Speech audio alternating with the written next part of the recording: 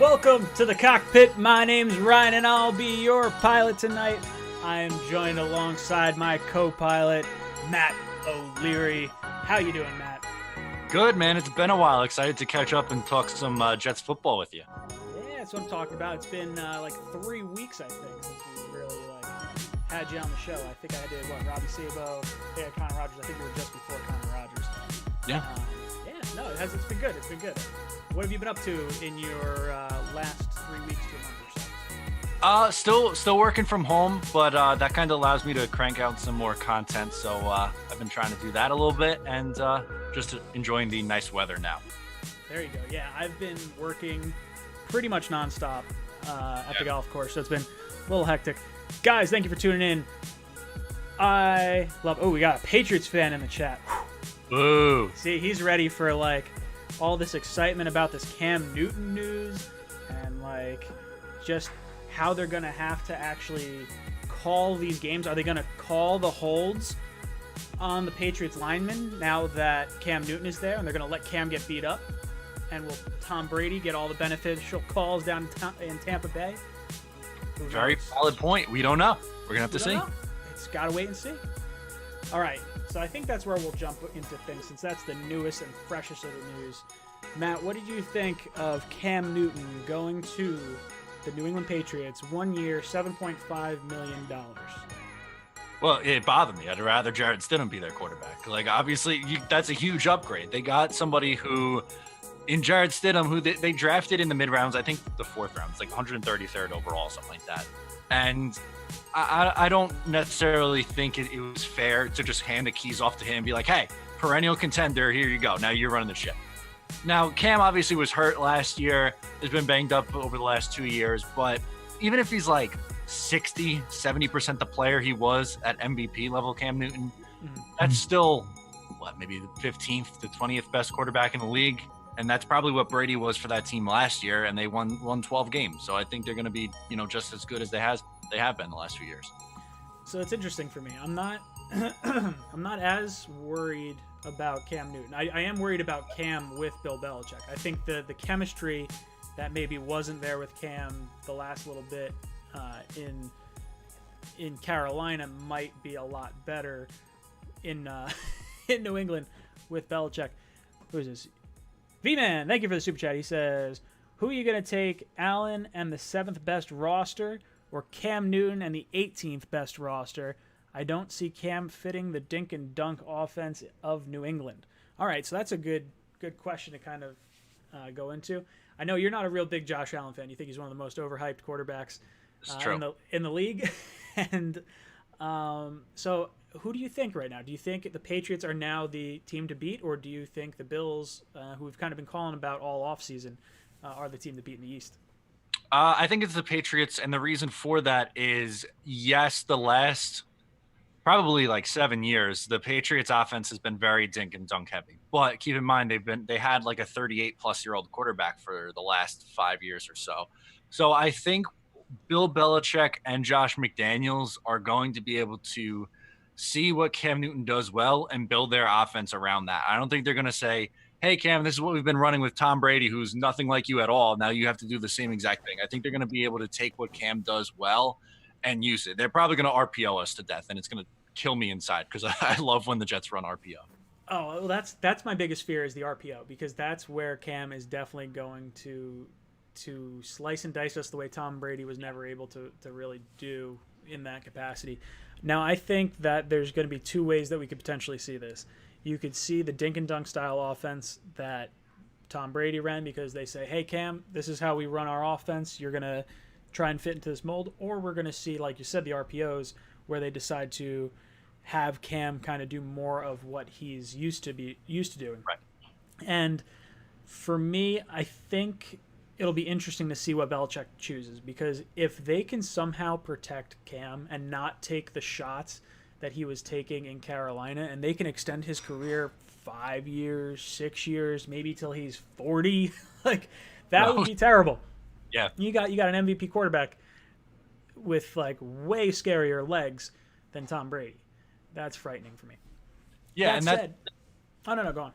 I was gonna say that's the thing too. Like he's 31 years old, and yeah, he's been banged up the last couple of years. No denying that. But theoretically, after not playing in a year, he's the healthiest he's been in a long time.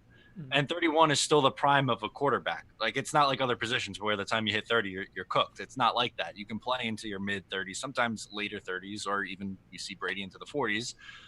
So I think you could, yes, it's a 1 year deal, but you could potentially see this become a multi-year fix for the Pats. So getting back to V-Man's question as far as who I would take right now what I saw from the Bills last year over the Patriots right now, and I think they're close. They're 1A, 1B for me. Okay. And that's more so because I don't really trust Cam to stay healthy. I think what's going to happen is you'll see him. It looks like over the last few years, aside from last year where he played 2 games, he's been banged up. He's missed at least 2 games. I believe the 3 years prior, it might have been 14 games, 16 games, 14 games, and then the 2 games last year. So a little bit banged up because even the games that he was playing in, you could tell he wasn't quite right. He was just taking a lot of shots. So how they officiate those games, how that offensive line protects him, because remember that offensive line coach that was so good for so long is no longer in New England. So that offensive line could look different from a scheme point of view this year. I do think McDaniels can work with Cam and create a good offense. Maybe we'll see some more of the Tim Tebow-esque things we saw out in Denver. Yeah, man, that's crazy. So here's the second part of the whole New England Patriot and Cam Newton thing. Mhm. This Cam Newton signing came out maybe an hour before we heard the penalties of the filming that the Patriots did in Cincinnati. And for those of you that don't know, the Patriots were fined, I believe it was $1.1 million. They were fined a third-round 2020 draft pick, so a third-round pick for this upcoming draft. And they're not allowed to film any practices or any filming. Their film crew can't do anything for the entirety of this year. Now, that has me all sorts of jazzed up. You're telling me a second-time offender for the same thing can get a third-round pick taken away from him rather than a first-round pick. And not even just a first-round pick, the dude should be suspended for a year. Like it's under Belichick's watch. He did it the first time, and now this happens the second time. The dude should be knocked out for at least a few games. There's no way you should just find him a third-round draft pick, which has like a 20% chance of potentially sticking. Yeah, it's tough. He's playing it. Oh, I had no idea. It was just for that documentary. Yeah. I don't know how much I buy it. I'm torn on this because I feel like, yes, that obviously it's wrong and he shouldn't have done it. But I feel like there's almost not enough hard evidence to say like, okay, it's 100% that they were using this for, what we think they were using it for. And they're going to take away a season of Bill or a first round pick. Cause I almost don't want to hear the Patriots. It's more than just go bananas for like the year. If they, God forbid, like Sean Payton's exiled him for a year. And I would rather just deal with Bill Belichick and the Patriots and take away a third-round pick than have to deal with their annoying-ass fan base and reacting for another reason that, the NFL's out to get them or whatever. You know what? That's probably a better stance. I like your stance, and you've thus changed my stance. I still don't agree with it. But I get where you're coming from, and I think it makes a lot of sense. Yeah, the interesting thing is, too, and I was talking to one of my buddies about this, and do you think that the Cam Newton and Patriots kind of had a thing like brewing for a long time, and they just decided now because they probably heard about the sanctions and everything just before signing Cam? Yeah, I think it was PR 101. It was just like, hey, I'm going to drop this really great news that, everyone's been saying, why hasn't this guy been signed? And with, some of the things going on in the country, it's like, why hasn't he been signed, or Kaepernick? Sure. And then you get that going for you as a positive spin. And then on top of that is like, we're just going to bury the lead, which is another potential cheating scandal, because no one's talking about that today. Everyone's talking about the signing. So it was really genius on their part. Yeah. And the other thing that irks me too is this 1 year Cam Newton deal. If Cam balls out and they decide, you know what, he's too much money, we don't feel like paying him this year, they're going to get that friggin' third-round comp pick in 2021. Yeah. Oh my God, it's infuriating. You're telling me the pick that they just lost for cheating is going to be given back to them, or they're going to have a quarterback for really cheap. That's the other thing with this whole thing. So I was looking at a tweet that showed all the quarterback contracts that were signed this year, and it's not too egregious, but for a starting quarterback, it is. Like, I think the next closest person that's above him is Nick Foles, and he's competing for the starting job, Right. and that's like $8 million. But you're telling me $7.5 million for former MVP going to that team? Like, that's it. It feels weird. It feels like there should almost be. I don't even know if you could do this, but like a set number that the quarterback counts against the salary cap, and then whatever you have to pay him, whether it be a rookie contract or like a stupid contract like Russell Wilson or whatever Dak's gonna get. Like, it feels like it should be the quarterback should be a set percentage of the cap, and that's it. Like, I get where you're coming from on that. It's just the Patriots are doing Patriot things like that. I was not shocked, and it's the NFL's own fault. Like, this guy was sitting out there, and anyone could have signed him. Like, yeah, how the Chargers didn't sign him is still beyond me. Or how a team like Pittsburgh doesn't bring him in for Ben Roethlisberger, who's been on his last leg for half a decade at this point. Like, it really, like, he was just sitting there, and New England said, "Okay, yeah, sure, we'll sign him. How's $7.5 million sound?" Yeah, I mean, it's a great move. It makes a lot of sense. It's definitely a move that I think a lot of us probably thought, like, okay, well, when's this going to happen? Because there's no way that Stidham is their plan A. Like, right. There's no way you're turning the keys over to him. But, no, it wouldn't make sense to. Yeah, oh God, it just feels like the Patriots always get the best of everything, and that happens when you win, right? Like, guys are willing to play for less if you're winning. Like, if you're going to go to a team that could win a Super Bowl, naturally you would be willing to maybe forego some of the income that you would have gotten to get that ring. Yeah, and like everything with me, with going back to why I think the Patriots are now the favorite in the division after this signing, is because, like you said, with winning, they earn the benefit of the doubt. Like, so a lot of people could say, oh, well, what if he gets hurt? Well, things tend to work out for the Patriots. Have you been awake the last 20 years? Like, things go their way. It just happens. So I'm more likely to assume that it's going to be best case scenario rather than it be Cam's hurt after 3 games and they go to Jared Stidham. Yeah, I think they're going to find some way to make sure he stays healthy. And honestly, like you touched on earlier, he's been healthy for, well, maybe not healthy, but he's been not playing football since, week 2 of last year? Right. It's probably the longest stretch he's ever taken off from football. So yes.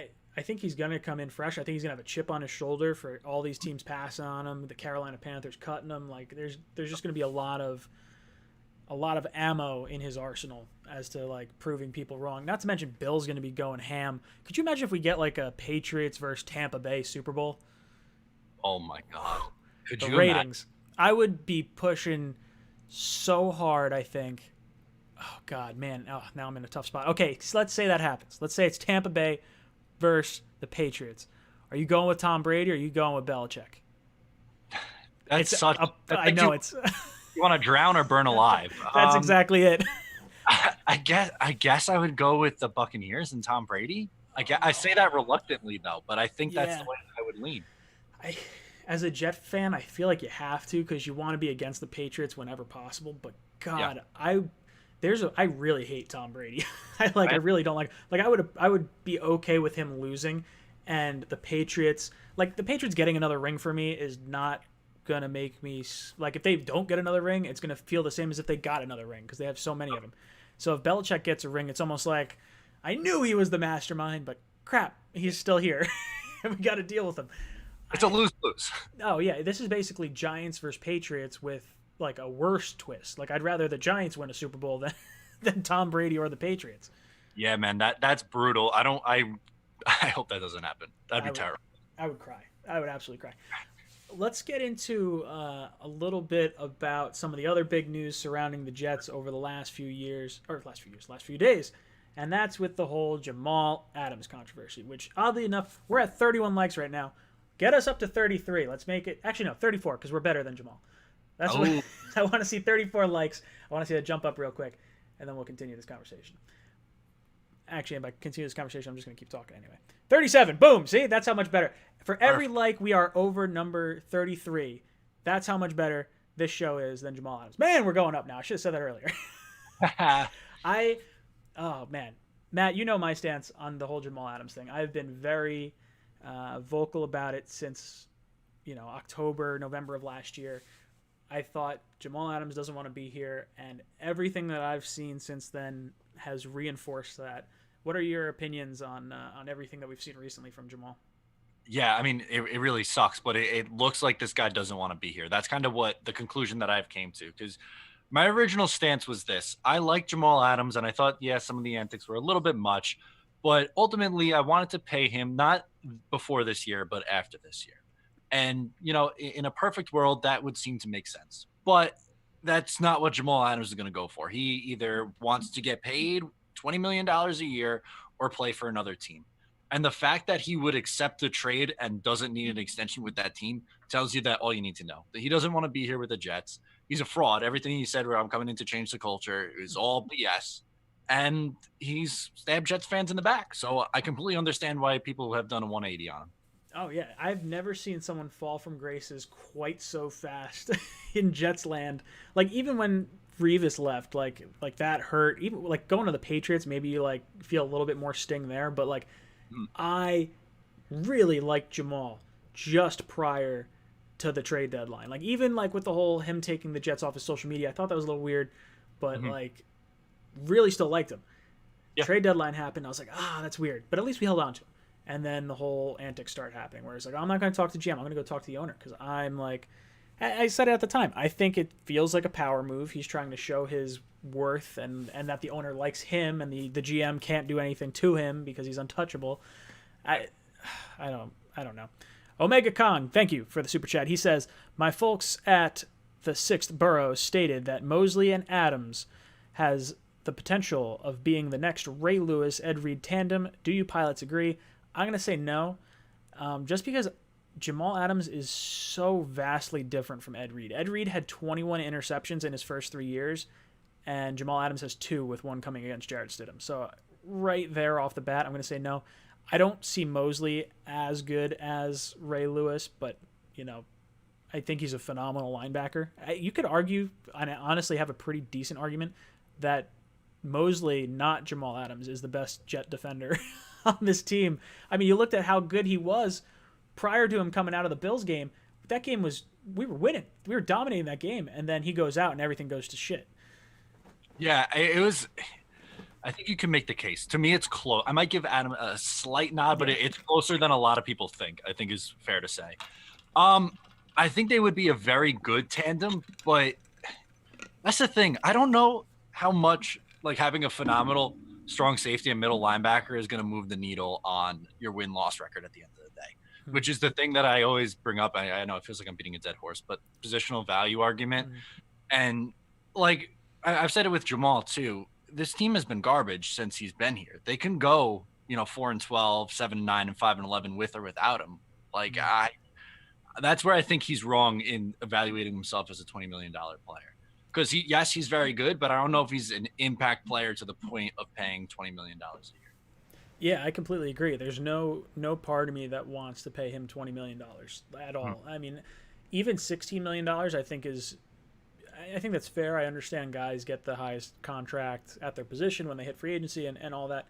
And honestly, you probably could get me on board with not paying him that much because there's 4 years left of team control. And if you're going to get a new contract when we have 4 years of team control, it better be at a discount. Like we shouldn't be paying you top dollar when we can just control your rights. I agree. Positional value is big. I like Jamal. I liked what he originally brought to this team, and I don't think that his value or that the value that he sees himself as generates the return that the Jets would like. Like really, aside from the Giants game and maybe the Dallas game, like how many games were honestly decided by like a Jamal Adams play? It was the fumble recovery from Daniel Jones and the stop on the goal line of Dak Prescott. Now, people tend to forget that Jamal Adams is the reason they were down in that position to score because he had a 25-yard pass interference play like a few plays earlier. But I don't see the value with Jamal as far as $20 million go. That seems like it's completely out of left field. Yeah, you hit it on the head. The answer is 2 games in 3 years, and that's not to take anything away from him. Like I still say at worst the third best safety in football, at the absolute Agreed. worst. And he's a great player, but I just don't think he gets it from the business side, and he is just digging himself a bigger and bigger hole the more he opens his mouth on social media. Yeah, it's fascinating to watch. I don't know what I'm gonna do with my Jamal Adams jersey. I'm probably gonna have to. It's getting close to wanting to burn it, and I've never burnt a jersey before. Like this guy has me fired up. Yeah. I just did you see the thing he posted about? I know we talked a little bit before the stream, but did you see the thing he posted with Belichick behind the blinds, as if he's looking at, like, if he's Squidward looking at SpongeBob and Patrick outside playing, just because they got Cam Newton, and now he's like, oh, maybe I could go over there. Yeah, I mean, that's just that's I said it, like he's literally like George Costanzaing himself. Like when he's driving around with the World Series trophy on attached to his car, like he's just trying to make matters as bad as they possibly could be with the New York Jets. Like there's no saving grace for him at this point because he just continues to say like that he doesn't want to be here without actually saying those exact words. Yeah, and that's just it. It's like the whole love ya or much love. It's like I love how the Jet fans have just been like fired up about that. I've been every meme that I've seen come across of like a Jamal Adams thing. I've been like, all right, post it, post it. I've just been throwing it out. It's great. I have one that I haven't posted yet that I got to do. Maybe I'll do it after the stream. But yeah, God, that guy is just unbelievably ridiculous. From the, what'd you think of the video where I'm trying to come to Dallas, bro, or yo, you coming to Dallas? I'm trying, bro. I'm trying. That that's as close to tampering as you could probably get, right? I would think so. I mean, I don't. Can players tamper? I don't know if the players can tamper. Like, I don't know. It's just it felt wrong. Whatever. If it was legal or not to do from the NFL perspective, how you could possibly say, "I am trying to go to the Dallas Cowboys," and then say at the same time, "Oh, I'm built different. I'm gonna change Jets culture." It doesn't make any sense at all. No, it doesn't. For me, I would. Well, let's get into some of the trade rumors or some of the trade scenarios. I know you made a video on them. There's been a little bit more kind of talk, I guess, and speculation through a lot of fans. I think the most intriguing option that I've heard is, well, okay, so I guess it's two-part. I was talking to Charlie and Huey today at work, and the two of them were saying that what if you traded Jamal for like Gallup and a second, or Gallup and a first, or whatever you want to call that trade, and then you swing your second round pick and whatever the other pick is, or maybe just if it's a first round pick, it's a first round pick, and you swing that to Jacksonville for Yannick Ngakoue. Yeah, that's not even a conversation to have. Of course, you absolutely do. Yeah, you make life as easy for your 23-year-old quarterback as possible. And then add a borderline elite pass rusher? Yes. Sign me up right now. Oh, yeah. Though that's one that I had heard exclusively from them. I hadn't heard anyone else bring that up before. Yeah. But I would say of the ones that I've kind of heard recently, the Lael Collins, from the right tackle from the Cowboys, who I believe ranked top 5 last year in terms of right tackle play. He's on a contract that would keep him with the Jets through 2024. And his cap hits would not be above $10 million. His final 3 years would be $10 million, $10 million, $10 million. And I believe the other two, I think it's like 3.4 and maybe like 8. It's really like not bad. If I could trade Jamal straight up for Collins, I would do it and go running to the bank. Of course, yes. I'm right there with you. I think the importance of an offensive tackle and someone who's that good, like you said, probably a top, I would say he's a top 5 right tackle for sure. That's a game changer. Like one of, on the podcast I recorded this week, I got a caller said, would you do that trading for Collins and then sign Larry Warford to play right guard? That would like completely change the Jets offensive line. They'd probably be a top offense, like top half of the league offensive line. Cause now what? Maybe they're improved, but maybe hovering around 20 in the low 20. Offensive line. I think you're looking somewhere between 15 and 20. I think that's fair. Hopefully not 32. Yeah, exactly. But that's completely revamping the line. Oh, yeah. I would love to see the Collins trade Some of the other ones, I know Robbie Sabo was very high on Godwin from the Bucks. Godwin's going into, I believe it's the last year of his contract, so they're going to have to re-sign him. They got Shaq Barrett. If they want to re-sign Gronk after this year, if they want to do one more, push for the Super Bowl. Right. So they're going to have a lot of interesting options that they're going to have to try and figure out. And if they're going to go all in, maybe trading for Jamal is part of that potential puzzle. Now, the very spiteful side of me very much does not want to trade Jamal. Really, like, I don't want to say at all, but I don't want to trade him where he wants to go. Like, the only reason I wouldn't trade him to Dallas is because he wants to go there. Yeah. Well, what about if you like send him to Detroit for like Kenny Galladay or something like that? Love it. You can rot in Detroit for the next half decade. I would love it. Just the next like 4 years, they're like, oh, we're not going to give him a deal. We're just going to franchise tag, and just roll it that way. I would be all for it. It sucks because as much as I want to see the Jets get better, like if I'm Joe Douglas, I do not let Jamal Adams dictate this situation because every other player is watching how this is handled right now. And the Jets should just be saying all the right things, which is what they're doing right now. Greg Williams loves Jamal Adams, wants him back. He's great leader, great player. Adam Gase, we want Jamal Adams here. The Jets have come out and said he's not on the trading block. We want to keep Jamal. So it's not like the Jets are saying the right things.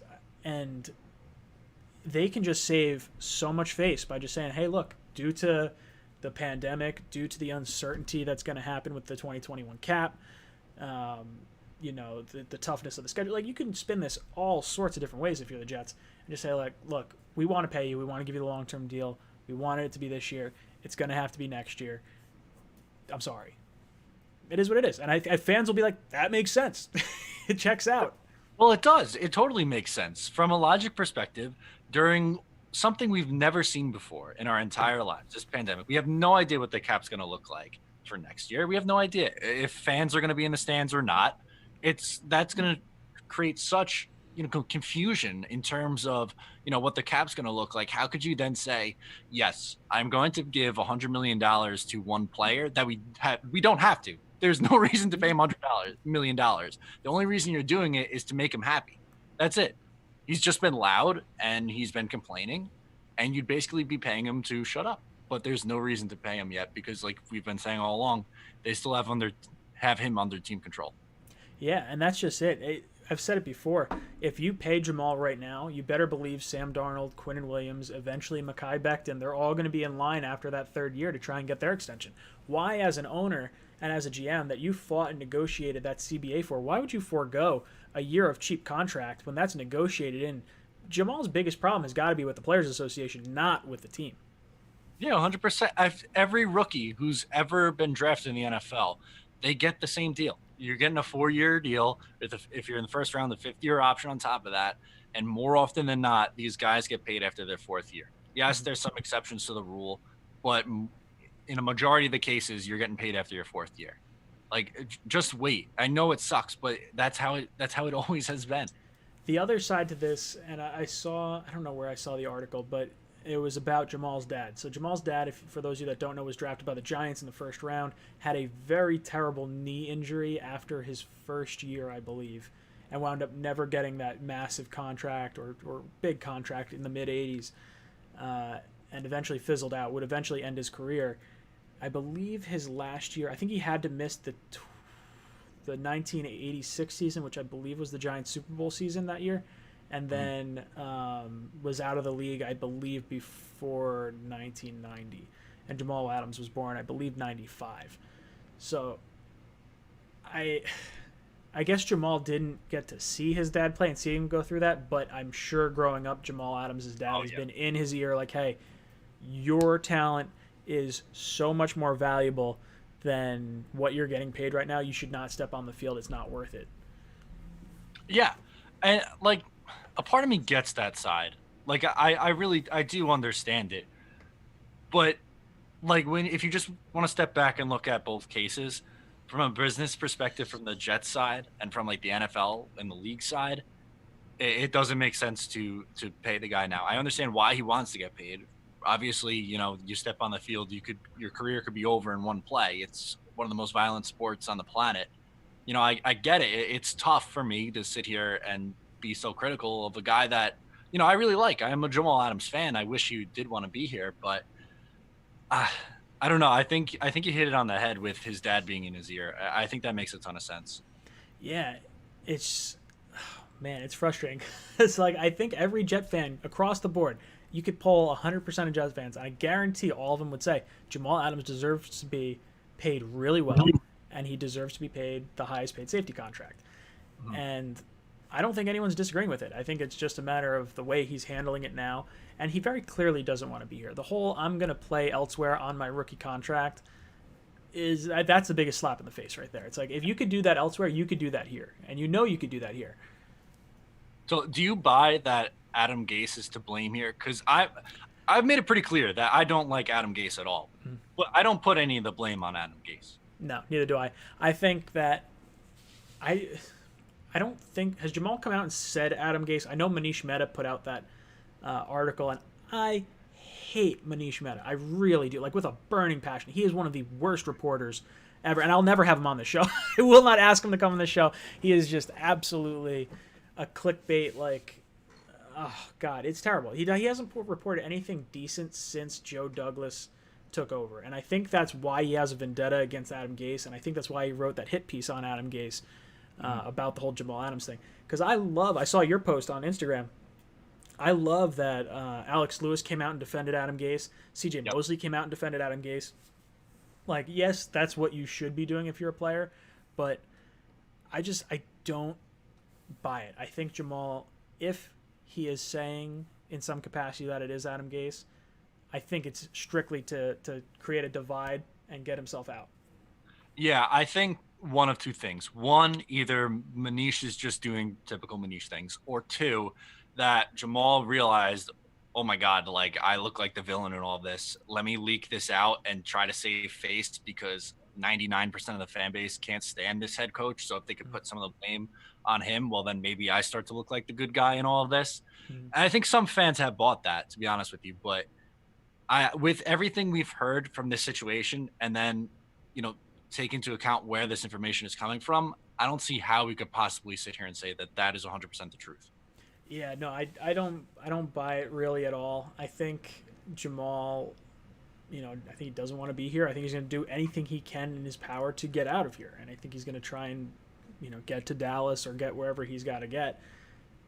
I just would love to see, would absolutely love to see him get snowballed and like have to come into training camp and play next to Marcus May and see all his teammates and really answer for the fact that he doesn't want to be here. Like, hey Jamal, the first thing I would do in training camp if Jamal shows up, I'd play that video of I'm trying to get to Dallas, bro. I'm trying to get to Dallas.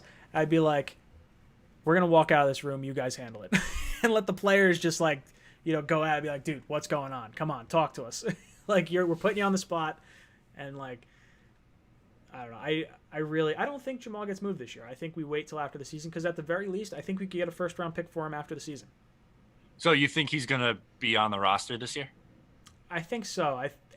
At best, maybe we trade him at the deadline. I don't think it happens before then, though, because there's not really a whole lot of power to trade him right now. Like if you wait till the deadline, now you have a bunch of teams that are like, okay, well, we got to make this push.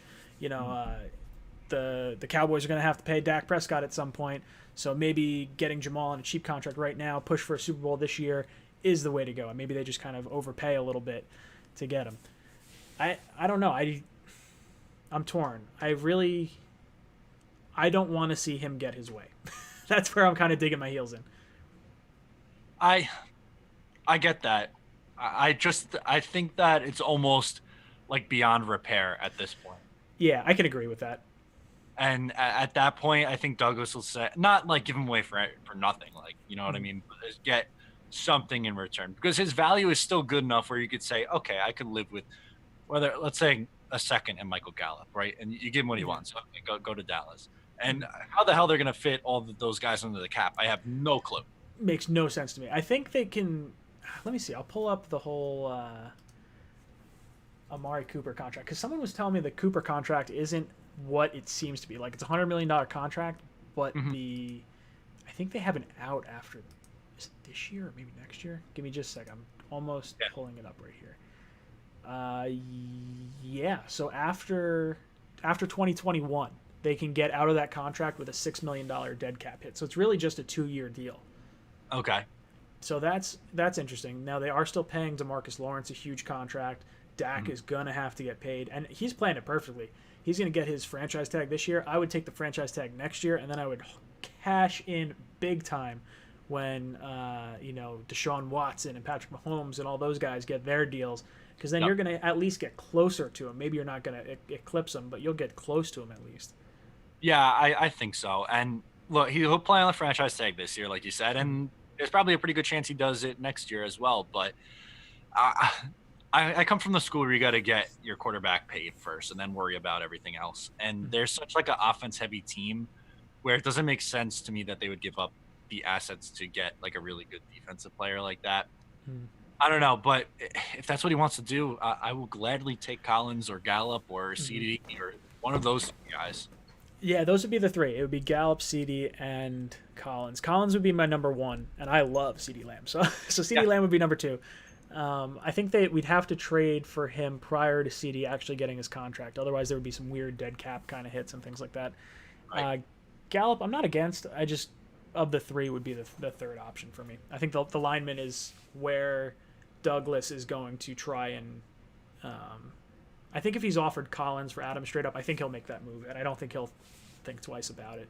Yeah, and like everything we've heard about Joe Douglas is how much he values the offensive line. Yeah. So if he can say in a year that he, went out and traded for Alex Lewis, who's really the only starter coming over from last year, drafted Mekhi Becton, brought in McGovern, as traded for Collins and Greg Van Roten at the other right tackle, then you did a pretty good job revamping your line. Yeah, you talk about how long people thought it would take to rebuild this offensive line. If you get Collins and pair him with Becton, you still have Fant. Like maybe Fant kicks in and plays guard. Who knows? There's so many options available to the Jets. Now, if they move on from Jamal, do you think Ashton Davis is ready to play some type of role, or do you think there's some type of player that we're going to have to go out and get maybe around camp cuts to kind of plug in as more of a viable starter to replace Jamal if he was traded before the season? I think you could get by with Ashton Davis and Marcus May. And there'll probably be some bumps in the road with Ashton Davis, but I think he does a lot of the things that Jamal Adams does. He kind of can run all around the field. He's a speedy guy, can cover a little bit, can lay the hammer and hit a little bit too, which I happen to like. But I think he could be a day one starter. Maybe by year two, it's okay, this guy's a solid starter. We have something, and it might be a little bit bumpy in year one.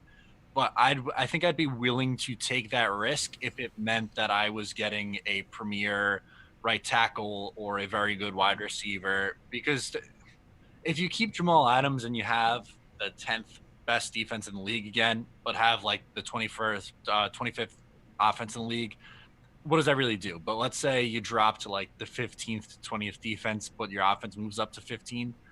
You probably have a better chance of winning more games that way. Yeah, absolutely. I would absolutely take an increased offense with a lower, I don't need a top 10 defense. Top 10 defense got us nearly a top 10 pick. The only reason we didn't get a top 10 pick is because we played the Steelers' third string quarterback and the Bills rested all their starters. We should have been 5-11 last year. Yes. There's really the 7-9 was all fluff. Yeah.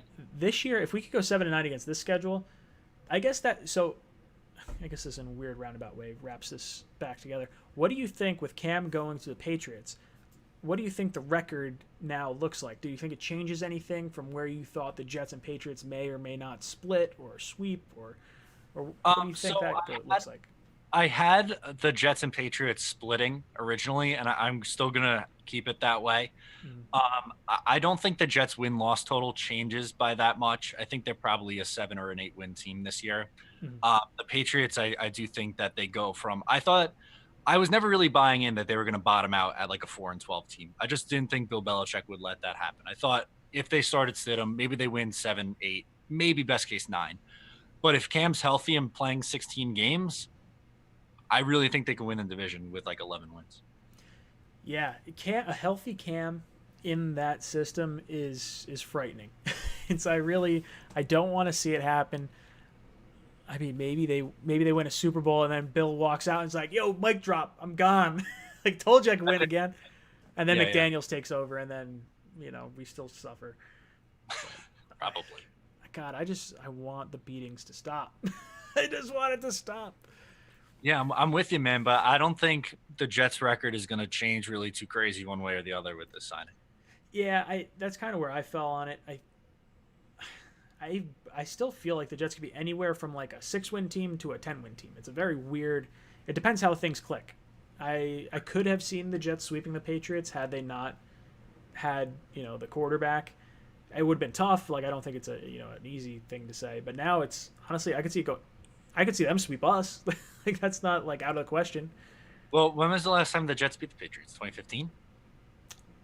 I think so. I'm pretty sure that was that like week 16 or week 17. Yeah. I think it was week 16 game. Yeah, the Eric Checker. Just before the the debacle in Buffalo. Yeah, that's 5 years ago already. We can't give the Jets the benefit of the doubt over the last 4 years of getting swept against the team. It's true. Yeah.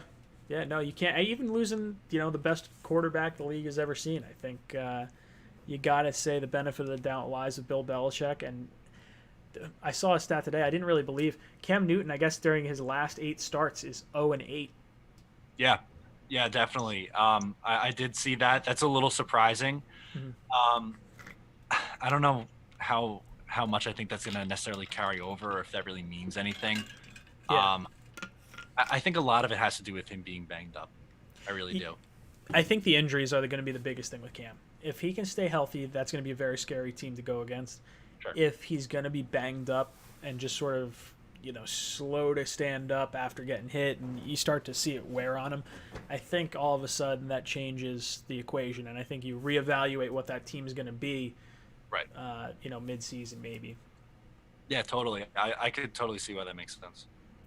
Let's see. We got about 15 minutes. Let's jump over to some phone calls. I do have the exclusive line up, so you guys that are part of the channel and have that exclusive phone number, you can call into that. I am also going to put up the regular call-in number once I find my little button. Bam! Phone number's on the screen.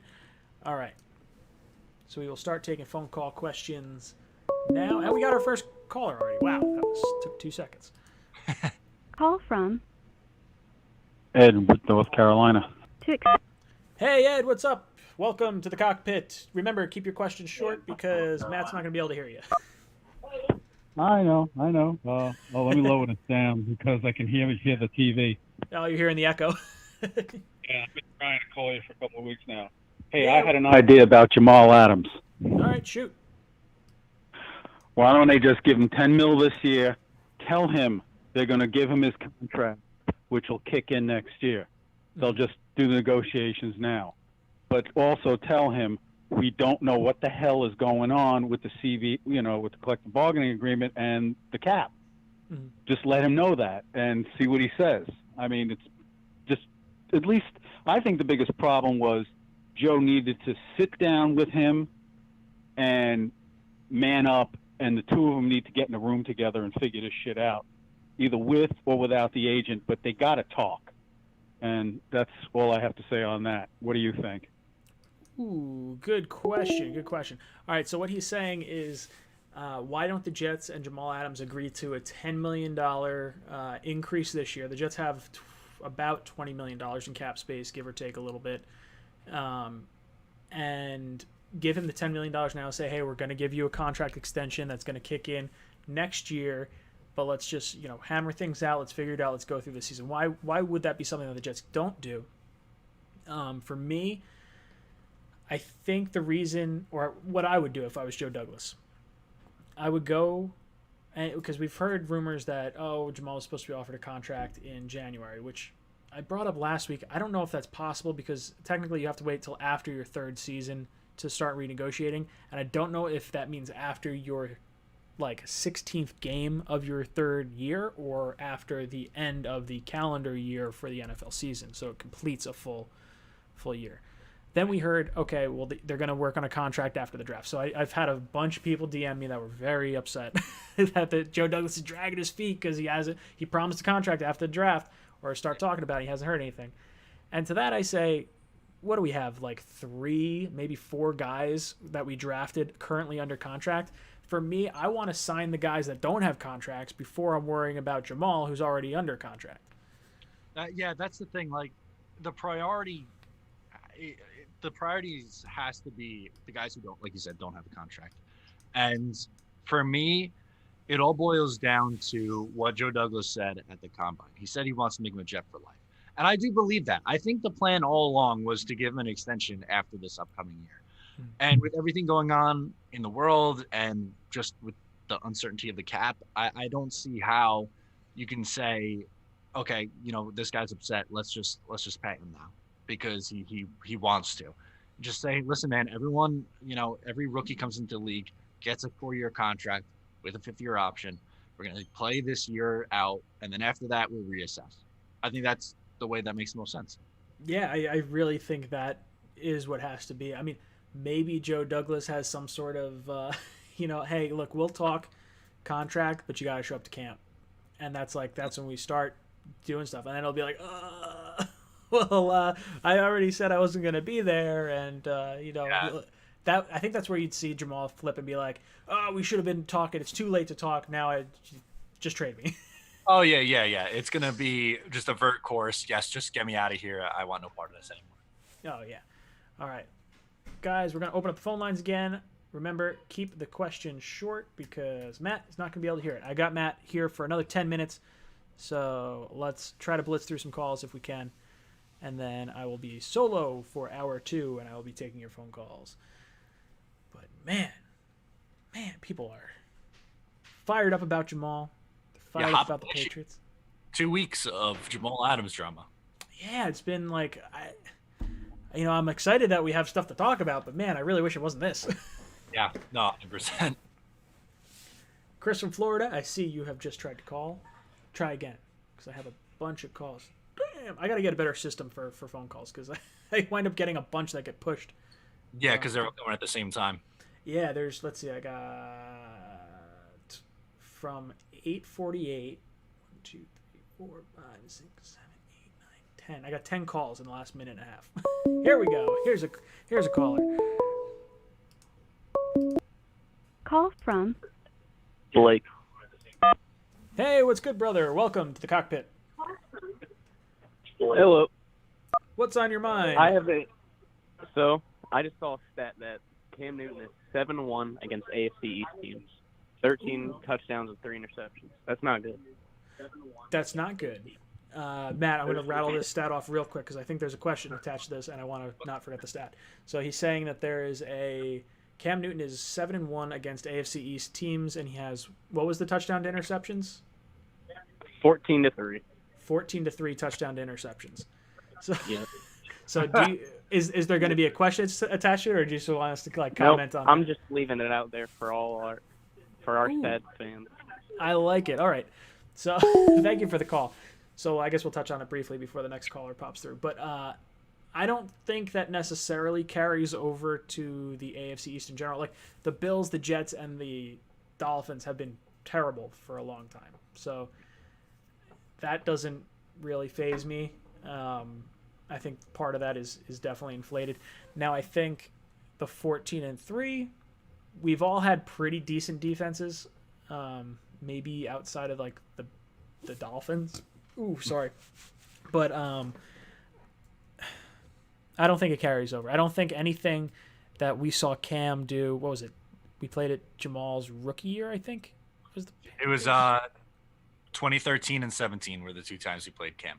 So 17. So yeah, it was Jamal Adams' first year. That was when like Cam like totally Supermaned his chest right in front of Jamal. And I don't think our team from 3 years ago has anything to do with our team now and how the Patriots are built. No, 100%. It's obviously not ideal that that's his record, but I don't think, like you said, that's from 3 years ago and 7 years ago. Oh yeah. Yeah, 7 years ago. All right, we got another caller Call on the from line. Josh. Josh, what's good, dude? Welcome to the cockpit. Hey, what's up, Ryan? How you doing? Hanging in there. What's on your mind? Hey, so I just want to know if the Jets traded for a wide receiver like Gallup or like a very good number 1 wide receiver, who do you think would be the number 3 wide receiver on the team, and who would be the number 4? Like, you think Perriman would be the number 3, or do you think Mims would be the number 3? Ooh, okay. Interesting question. So he's saying if the Jets were to trade Jamal Adams for a very good wide receiver, who would be the, I guess, 1 through 4 on the receiver depth chart? Would it be, assuming whoever we get would be that number 1, then you have Perriman, Mims, Crowder going down the line. Do you see, I would think Crowder would stay in the slot. They're going to be using the tight end, so there's going to be one receiver that probably gets pushed to the side, and I'd have to say it's either going to be Mims or Perriman. It would be whoever's better of the two would be playing, I think, and I would have to imagine to start it would probably be Perriman. But obviously I want to see Mims get as much playing time as possible. I think it would be Perriman who would play over Mims because you're going to have Crowder will start in the slot. Obviously, whatever receiver you trade for is going to start on the outside. And realistically, you have one more outside spot for Perriman and Mims. And I think that way you'd be able to ease Mims in a little bit because, I mean, he is a second rounder. To expect him to come in right away and be able to put up, starting outside receiver numbers might be a little bit of a tough ask. And then that way you kind of like develop him slowly this year. And then, Perriman's on a 1-year deal anyway. So if he walks at the end of the year, then Mims could step up in year 2 and be a starter. Yeah, completely agree on all facets of that. All right, let's get to some more questions. I got Matt here for another 5 minutes, and then I will be solo for the rest of the night. And we'll do a giveaway. Unsure what that's going to be, but I'll figure it out once we're done here. All right, we'll try to get one more phone call. I don't know if we'll be able to get 2, but we'll try to get one more before Matt leaves us. Call from Jake. Jake, what's good, dude? Welcome to the cockpit. Ryan, another week. How you doing, man? I Matt love can it. hear me. How you doing, dude? Just another day in paradise. He says hi to you as well, Matt. What's up? He says what's up. Yeah, I know. You get enough of my comments during the drafts and all that stuff. So, but anyway, yeah. So I just kind of curious to know. I know the guy who called before talked about like facts about Cam Newton playing against the. People really don't understand about Cam Newton is think about the laundry list of injuries that he's had. Do you know that the injury he had last year, which is the Liz Frank injury, that's a career-threatening injury for a mobile player, and especially a mobile quarterback like him. Not to mention, wasn't the guy on the news about a car accident where he fractured his back and has a torn shoulder, labrum? I start to feel like people are kind of jumping the gun because he's in Belichick's offense, which, by the way, isn't Belichick's offense an extremely difficult offense to run, regardless of how many years you have in the league? So I guess my question is to say is, how do we really just say so quickly that he's going to get the job? What if he is just the backup, or maybe he gets released in the Albert Hainsworth situation or the Chad Ochocinco situation where he gets cut in camp? So just don't want to get your feedback about that. And number 2, Jamal Adams is not leaving the team. I say that because he's not leaving the team because he wants to be a baby about it right now. Fine. Guess what? He can explain to all the coronavirus people that have died and the unemployed people like me. And you can also explain to everybody else that I don't understand the salary cap situation. I don't understand exactly how free agents get signed in the draft. And basically because of that, he's showing me right now that he's being an immature child, but at the same time, we know how valuable he is. Greg Williams defended him. Adam Gase is still defending him. And JD is defending him. So at this point now, who really wants to push him out the door? I don't really see it any different way. But anyway, I'm ranting, so I kind of want to get your case on the Cam Newton opinion. So go for that. Awesome. Thank you so much for calling in, dude. That was a good, longer set of questions. So I'll try to ramble through that real quick. He says Jamal's definitely going to be here because Adam Gase backs him, Greg Williams backs him, JD backs him. And at this point, it's going to be like, well, dude, we all want you here. Like, you're staying. Right. So that was one of it. The beginning part that he was talking about was Cam Newton and his injuries. The injury he had last year was a Liz Frank injury, which could be a career-threatening injury for a mobile player. like a quarterback or a wide receiver. We saw Santonio Holmes go down with a Liz Frank injury back in 2012, I think it was, or 2011. So with all the injuries that Cam has had, he's had some back injuries. He's had a lot of I don't know if it would be soft tissue type injuries, but the dude like is beat up.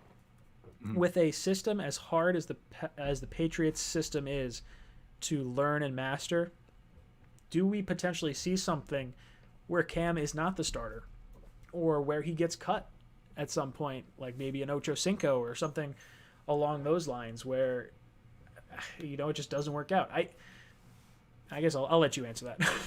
Yeah, I think I'd be very surprised if that happened, because I just don't think, me personally, I'm not really high on Jared Stidham. I don't think he's a better option than Cam, even if Cam's not his old self.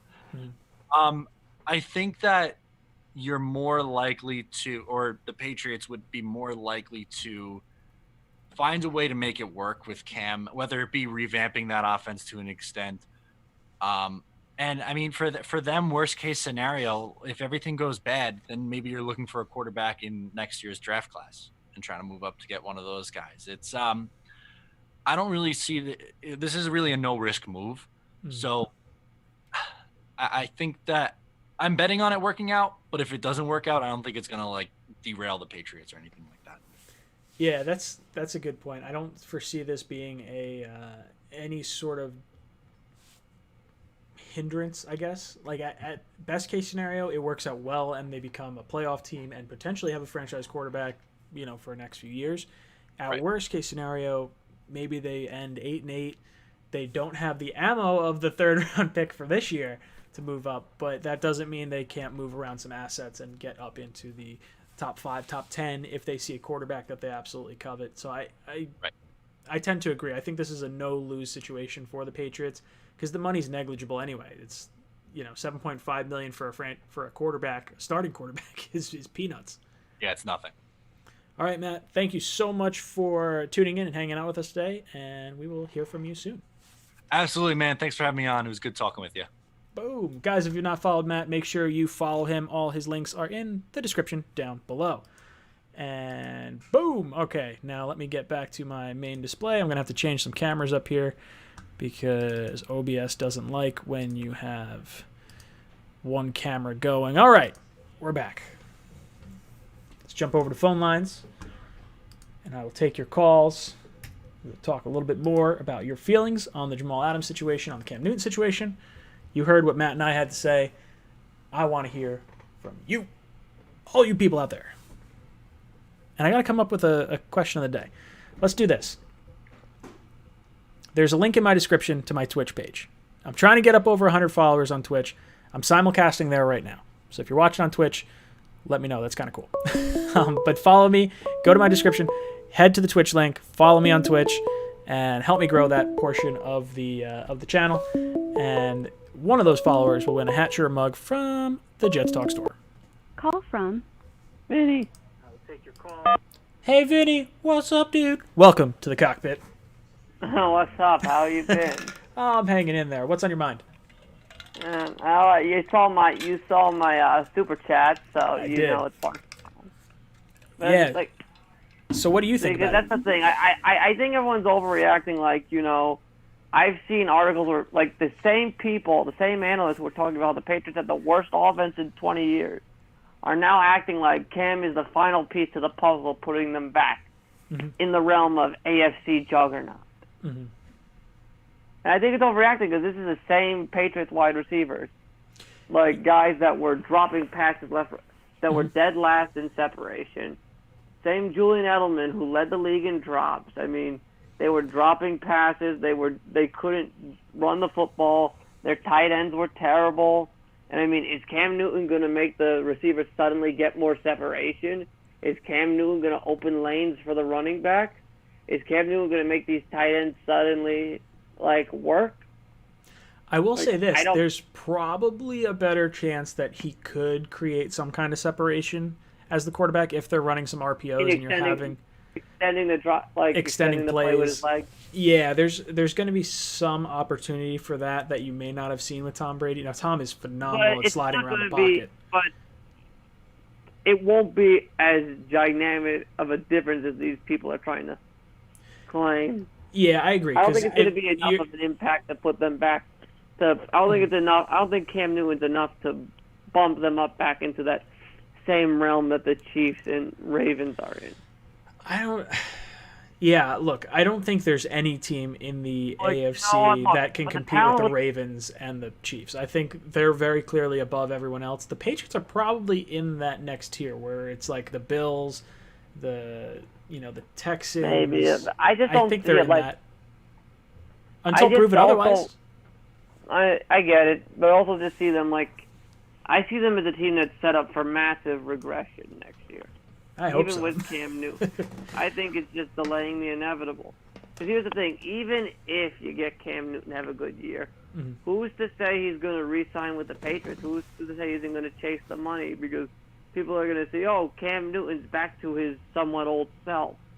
Other teams are going to throw money at him.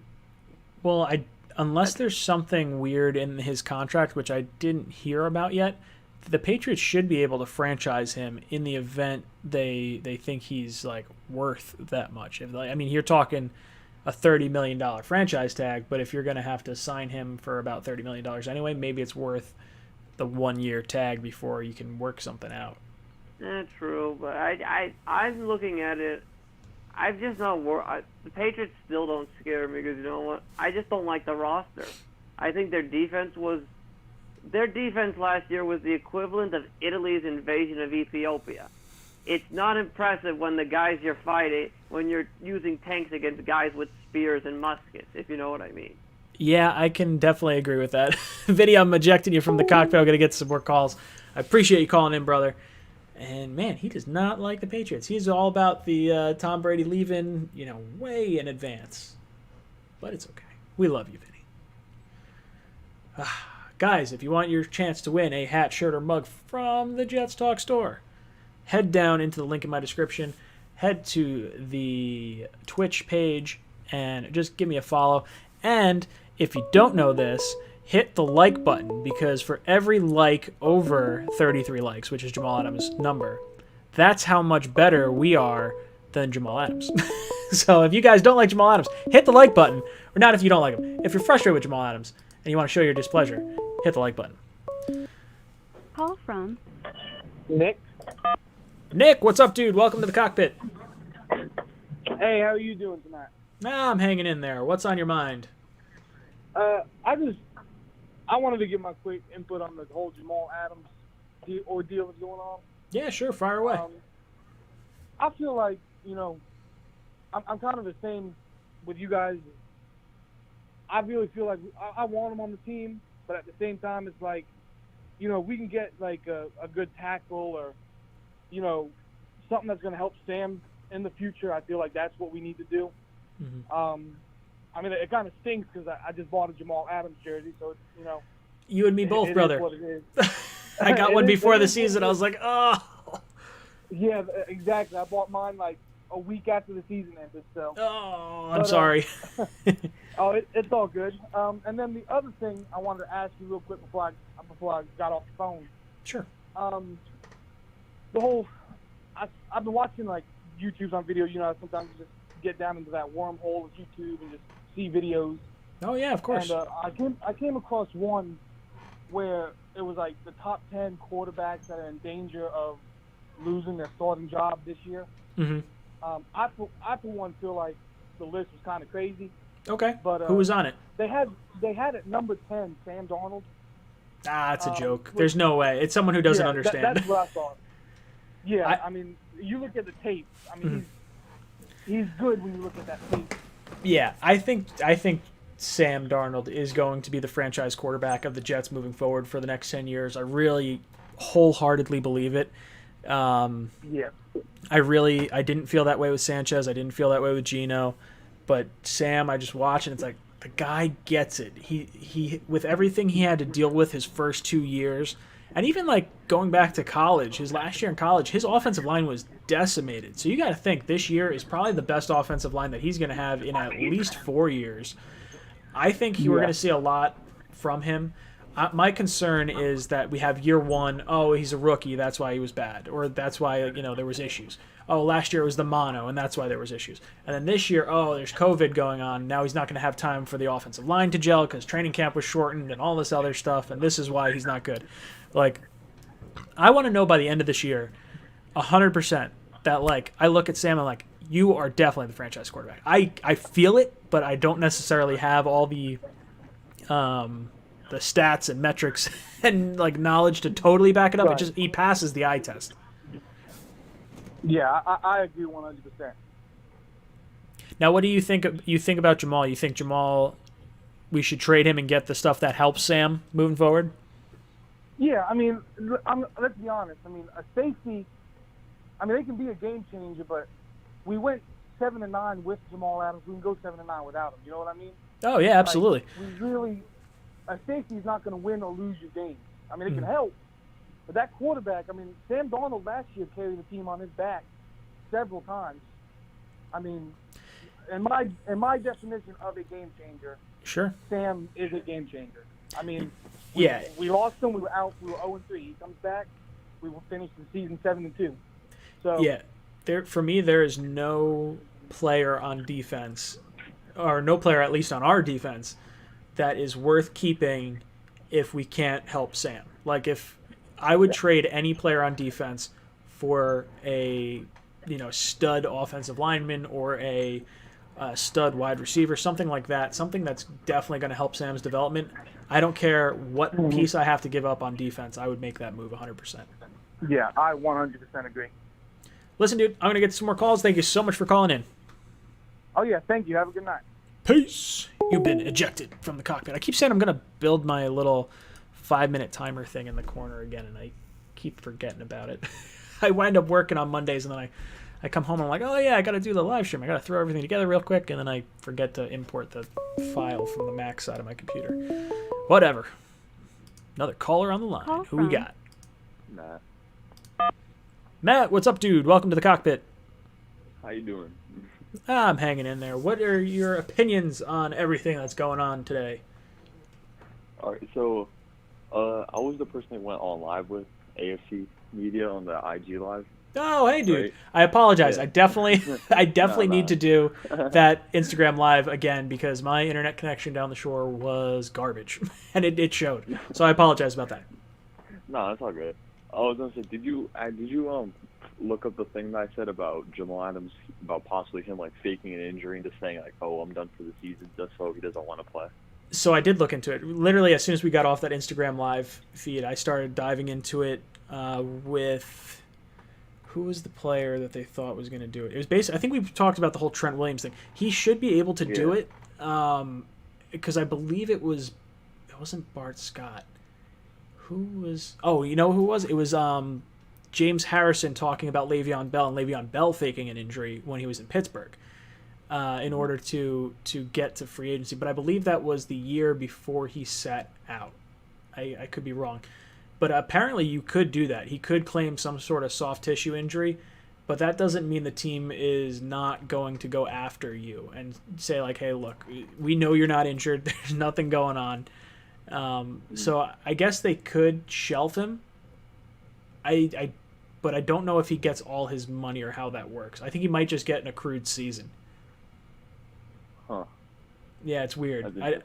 I don't know the full ins and outs of it. It was a fascinating question. For those of you guys that don't know, basically, if Jamal Adams fakes an injury, like still comes to camp, but says like, oh, I can't work out because like Antonio Brown or Trent Williams, oh, my helmet doesn't fit.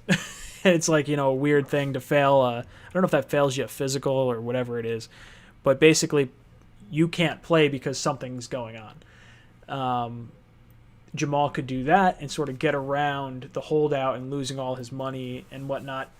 And I don't know. I have a hard time seeing him do that with all the other players. Like, he really holds himself as a leader, or at least he pretends to hold himself as a leader. So I think that might be hard to do. I don't know. It's a frustrating thing. Yeah. So one thing I was going to say about Cam Newton. So I thought with Jared Stidham, they were going to win like 6 to 7 games, right? Sure. But then, once you add Cam Newton, I think they go 9-7. Because like, if you're going to win 7 games with Jarrett Stidham, I think you win at least 1 or 2 more games with Cam Newton. Yeah, and I think it's even more than 1 or 2 games. Like, it might translate to 1 or 2 games, but I think in the other games that you're playing, I think you'll see better offense from the Patriots with Cam Newton than with Jarrett Stidham. I would have loved to have seen Stidham be the quarterback for the Patriots this year. With Cam, I'm cautiously optimistic. Like, I don't necessarily believe that he's going to stay healthy for the entire calendar season. I mean, I guess we'll see. But if there's any coach that could get the most out of Cam Newton, it's Bill Belichick. Oh yeah, and also with they have Josh McDaniels, and Josh McDaniels was the offensive coordinator with Tebow in Denver. So I wonder if he's going to run that same type of offense, like with a mobile quarterback. That's exactly what Matt and I were talking about at like the very beginning of the stream. We were like, oh, I wonder if like with McDaniels being there. I mean, I don't really know exactly what he ran with Tebow. I know sort of what I saw a little bit, but I mean, it seems like that mold could fit Cam Newton to some extent, or they try to force him into more of what the Patriots system is currently, and they just kind of protect him and they make sure he doesn't get hurt and doesn't get hit the way he was getting hit in Carolina. Yeah, and they got a good offensive line, so he's not going to get hit at all compared to like their old line. Oh yeah, and you got to think that the Patriots offensive line has always been allowed to hold for for the last like however many years. It always seems like they have the least amount of holding penalties against any team. All right, that's all I got. All right, dude. Thanks so much. We will definitely do another Instagram live, so look out for that. AFC East, AFC East Media. I think it's AFC East Media. I apologize if I'm getting that wrong. On Instagram, so make sure you follow him. He's a good dude, like my buddy over there. Oh man, I know who this is. Call from Chris from Florida. Chris from Florida. What's up, dude?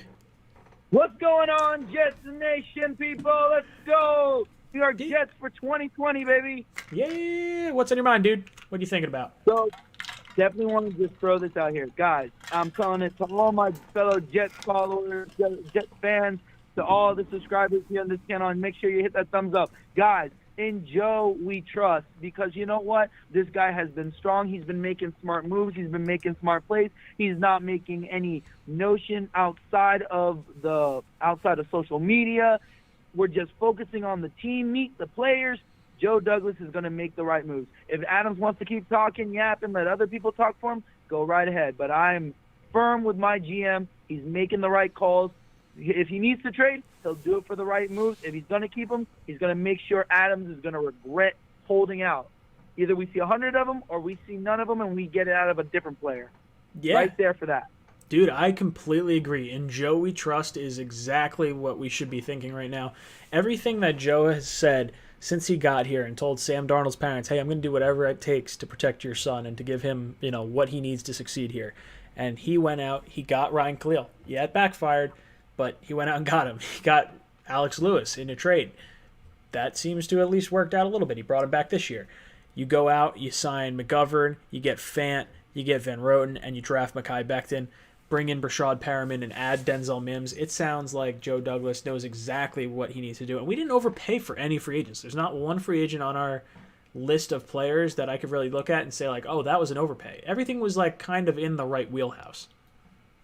Right, and the thing is, like I said, you've seen what he's done. You see how he approaches the matter with the whole Robbie Anderson. Robbie Anderson was gone. He immediately took action on that. That's why I keep saying, I know it's the top news for the Jets. Unfortunately, people don't have a lot more to talk about. And they're not even mentioning that Sam Darnold is out there being a team leader, playing with his teammates, his offensive weapons, while the coronavirus is happening in Miami. Like, where's that conversation? No, they have to bring up the negativity.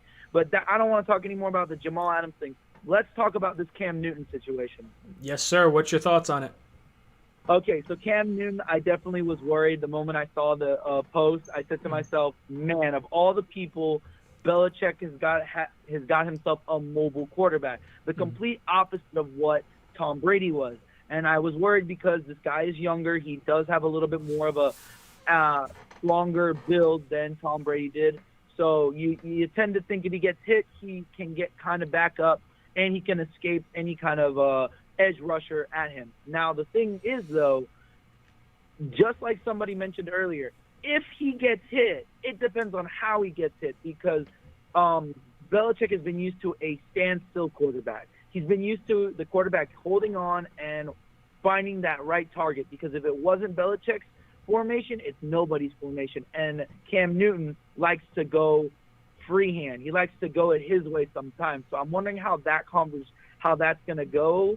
You know, I'm sure Belichick has thought about it, but how is that really going to play out with the way he's been doing his system for over 20 years?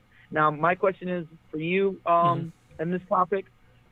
If we kept the AFC coaches that are in right now, who do you think out of all the coaches in the NFL right now, all the head coaches, would be a best fit for our roster at this moment? So you can't use Belichick, you can't use the Miami Dolphins coach or Bills. But who do you think is going to be the best coach at the moment with this roster we have? If we had to take someone with this current roster, God, I don't know. My favorite head coach is Sean Payton. He's my kind of the guy I like. I would love to have Sean Payton if I could take any head coach. Now, that said, if you're talking realistic options, I don't think Greg Williams necessarily wants to be head coach, but I would take Greg Williams if Adam Gase wasn't the head coach. I'm hoping Adam Gase really proves to a lot of Jet fans this year, okay, this guy knows what he's talking about. You know, let's put 2019 aside. Let's not think about that. It was a weird, wacky season. You know, a popular choice is going to be Eric Bieniemy from the Chiefs, the Andy Reid disciple. That would be an interesting way to go about it. I would have no problems with bringing him in. Also, who was the other player or the other coach I was thinking about? I think it was the offensive coordinator from. I'm losing it right now. Not going to get it. I apologize. I'm not going to get it. I want to say it was the offensive coordinator from. God, was it it couldn't have been the Panthers. I don't know now. I'm not sure. I was looking at it the other day. I was looking at two players. Is there someone you think would be a better fit? Absolutely. I honestly, I hold it to my very last breath that the Green Bay Packers head coach was the one guy I believe that truly could have exceeded the expectations of this offensive team and on a roster and could have brought out a lot of things. Because even with Green as their number one wide receiver out of that team, you had to have watched how he was able to organize with Rodgers. Honestly, the guy is old and he's not all that well creative, and clearly firing his coach was a problem because even after that, they weren't winning games with their substitute coach. So with this new guy who's young, innovative, and clearly could find the potential in all of his individual players, Rodgers was able to succeed and pull out a high-ranking, high receiving class and such. So that's my perspective and all. Other than that, I still have confidence that we can make it at least to the wild card. Obviously, this is still a moving progress. Still not a fan of Adam Gase. Don't blame him for anything of the backlash of the news. But I want Sam Darnold to succeed. And, bro, I wish you all and your family all the safety and love. And to all the Jet fans, let's go 2020 Jets! I love it, dude. Thanks so much, Chris, for calling in. Guys, I see the chat blowing up a little bit. Is there going to be a giveaway? There is a giveaway. And for those guys, head down into the link in the description. Head to my Twitch page in the description. Follow me on Twitch. That's where I'm pushing you guys today. I'm going to I want to get up over 100 followers on Twitch because I'm simulcasting there. Obviously, diversifying across platforms is going to be important. I'm going to keep everything, here for you guys on YouTube. But just so the Twitch place and the Facebook places can see these videos as well. To accept, press OK. Eli, what's up? Oh, no. Sorry, Eli. Call back in. I'll answer your call. I don't know what happened. I clicked one to answer, and it sent you to voicemail. I don't know. I apologize. So I'll wind up getting another caller in here at some point. Oh, here we go. I think this is Eli again? Ah, what just happened? Hold on. I'm going to click out of this because maybe I'm doing something wrong. I'm going to click out of voice, go back into voice. All right, let's try that again.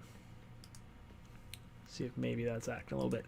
Grandpa Mark, I know you were trying to call in the other day, or at least we were talking about you calling in today. We got 38 minutes left. I do have the exclusive phone number up, so I'm paying attention. So if you're watching, paying attention to it. All right, let's try and answer this phone call again. Call from Eli. Eli, sorry I hung up on you before. I didn't mean to send you to voicemail. I don't know. It's glitchy sometimes. What's on your mind, dude? All right. So first, I want to talk about Cam Newton. Sure. And I think that's a huge boost to the Patriots. Mm. But then again, we need Sam Darnold to prove that no matter who's in the division, that he can win us games.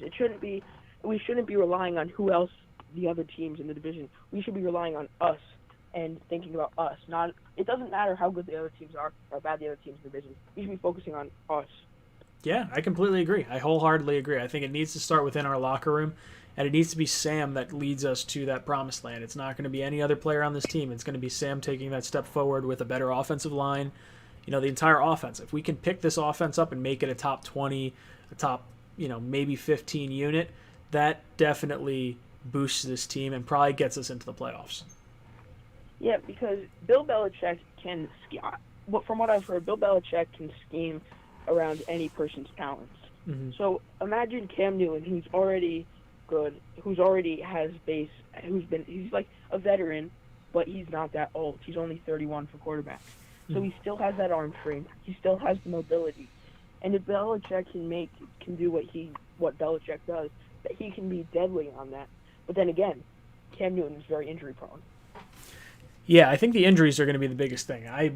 I'm not concerned with how, or I guess I should be concerned. I think Bill Belichick can get the most out of Cam. I think Cam is a lethal weapon when healthy.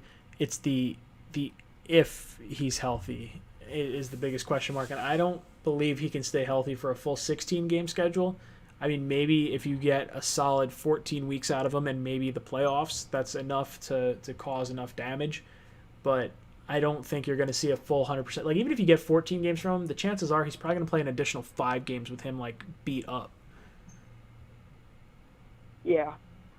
Yeah, so now I wanted to ask you to talk about the Jamal Adams situation quickly. Yeah. Okay. So Jamal Adams, right, back in, February, before all this stuff happened, I mean, there was a trade deadline, but that wasn't that big of a deal. I had a special event, and I literally had cookies, Jamal Adams cookies. He was, I loved him. And then it all started coming out. Now, I'm thinking of what you said earlier. I kind of want to burn his jersey. That was the first jersey I've ever gotten. Jamal Adams. Yeah, dude, I've never burnt a jersey before. It seems like you're just pissing money away, but this guy has me so fired up. I have no desire. I will never wear my Jamal Adams jersey again. That is a fact.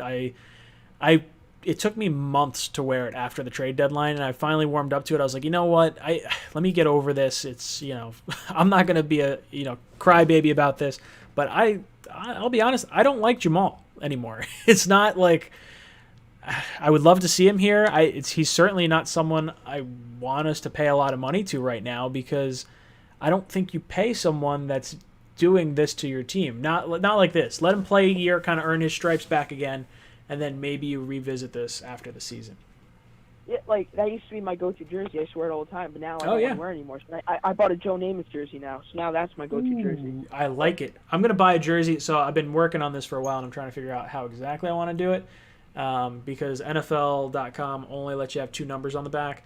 I want to make a Jets Talk jersey, and I'll have 24 on it, and then I think I'm going to try and find an iron-on 7 that I could put below it, and that'll just be the jersey I wear from now on. It'll just be forget everyone else. I'm done buying jerseys year in and year out. What was that? You should put cockpit in the back. I was going to do cockpit, and I was going to do 69 because that was the year the Jets won the Super Bowl. But then Becca doesn't really like that idea. She's like, oh, that's perverted. I don't like seeing that. I'm just like, well, it's a little dirty, but I kind of think it's funny. So maybe I'll get both, and I'll just wear both of them. I'll wear the cockpit one for here, and then I'll do the Jets Talk one for when I do my Jets Talk videos. And I really recommend you getting the stealth black. I got my Joe Namath in stealth black, and it looks even nicer in the pictures. It's so nice. That's nice. So I was really stealth black was what I was going to go for. Now that I don't want to wear my Jamal Adams jersey, I don't know if maybe I'd go with a green on one of them. I'm not sure. I'm undecided. I might have to go green, I think, for the Jets Talk one because it kind of goes with the colors of the logo. But I like the white. I like the black. I like all the colors, honestly. They're all really nice. I think I like the white and the black the most. The green's actually probably the one I don't particularly like as much. Yeah, that's what I'm thinking. But then again, it's like the classic Jets colors. So it's like the black and white are a lot like cleaner. But then, I mean, it is. It's not as Jetsy. I've heard a lot of people not like the black just because they're like, oh, it's stupid. Like, the Jets don't even have black in it. It's like, well, who cares? The fighter jets have like a fighter jet gray. I thought for sure the Jets should have added like that kind of F-16 gray to their color palette. I think that would have made a lot of sense, and I don't know why it's never been thought of before. That would have been nice. All right, dude. I'm gonna get some more. Ooh, you got something else? Just a quick thing. It's like Antonio Brown. He's really talented, but all the distractions. I don't want to sign him. All right. Thanks for having me, Ryan. Awesome. Take it easy, Eli. I agree. Look, the Antonio Brown thing. He's got so many headaches. Now, I'm not going to compare Antonio Brown and Jamal Adams because I think Antonio Brown is not a very good person, and I don't like Jamal, but I don't feel that way about him. I think he's He's a passionate guy. He's doing things the wrong way right now, but he's probably taking some not so hot advice from people he may not want to listen to fully when it comes to these sorts of things. So I'm not going to question Jamal's integrity that way. Ooh, I got a call from Grandpa Mark. I see it coming in. Here we go. Grandpa Mark. Grandpa Mark, what's up? Using the exclusive line. Hey, it works. What do you know? Yeah. You're like one of the first. Actually, I would say either the second or third person to actually use the exclusive line. I have it up, but I know no one ever calls it. Hey, a long time no speak. Yeah, seriously. When's the last time I talked to you? Probably aside from like Discord or something like that. It was probably like at least a month ago. Oh, what? When we spoke over the phone, you mean? Yeah. When's the last time I would have talked to you on the phone? Oh, it's got to be at least a couple of months, but. I would think so. You know what? You know what I want to bring up? Something that's really pissing me off. Yeah, go for it. Okay. Ever since this whole, ever since Jamal's come out with the he wants to trade stuff. Mm-hmm. Yeah. So, I turn on like ESPN or CBS Sports or whoever. Mm-hmm. But I'll use the one show as an example. That what's his name, Stephen A. Oh God damn it! Yeah, I hate Stephen A. Smith. I really do. The guy knows his stuff about basketball, but man, football just bugs the heck out of me. All right, sorry, go on. Well, no, it's okay. It's okay. What pisses me off is that he's on there, protecting Jamal pretty much. But this is what I'm getting at. Whenever not just him, but I'm using him as the example. Sure. When they do talk about Jamal, and they talk about how much of a Superman he is. Mm-hmm. They always plaster his stats up on the screen. Mm-hmm. And the stats are usually how many tackles he's made, how many solo tackles, how many sacks he's had. And they always conveniently leave off the interceptions. Oh, of course. I mean, I've seen little things where it's like, 2 picks. But, like, the interceptions are what the safety is supposed to be getting. But go on. You keep venting. You let me know, right. like... So here's my issue with a lot of the stats that ESPN winds up showing. And not even just ESPN, but just sports shows in general. When they're trying to back Jamal. Like, yes, he is great around the line of scrimmage. Who was the one that posted it? I want to say it was Field Yates maybe that said, with Jamal on the field, the Jets average 1 less yard per carry than with him off the field. Yeah, I've heard that. So, there's something to that. But there's also something to be said for the Jets having a god-awful offense that goes 3 and out all the time, and it leaves the defense on the field longer, and that means he's getting more reps at getting tackles and getting around the line of scrimmage. And when the offense isn't scoring points and the other team's offense just has to run the clock out, that's when you're going to get the tackles behind the line of scrimmage because they're just running the ball to run clock. So there's a lot of weird stats with Jamal, and everyone that is against Jamal brings up the interceptions, and it's a valid point. The 2 picks he has, one of them was against Jared Stidham in garbage time. The other one was against, I think it was like another backup quarterback. The guy from Detroit. Yeah, but it wasn't even Stafford. It was I can't remember. Yeah, it was like another backup quarterback. Someone was telling me that. I think it was Robbie Sabo last week was saying like, "Oh yeah, that other interception wasn't even from someone like good." But that's the second part of this is that besides not talking about the lack of interceptions, then they usually continue on to talk about him, like Ed Reed and Palomalu and all of those guys. Sure. And it really pisses me. They don't even like Stephen A. The interceptions aren't even talked about at all. It really pisses me off. But I must say that how many months ago did I bring this up about Jamal? Dude, I could probably find it in one of those live streams because you had everyone fired up. He's like, "We got to trade Jamal." I was like a zillion comments came up, and everyone's like, "Grandpa Mark's a jerk. I don't like it." And wait a minute. And you want to know something? I'm going to go even, because everybody in the last week has been trying to figure out why he wants out. Now, people are pointing the finger at Gase, and sure, and people are pointing at him also. But I'm going to take it a step farther. I'm going to say Jamal never wanted to be here in the first place.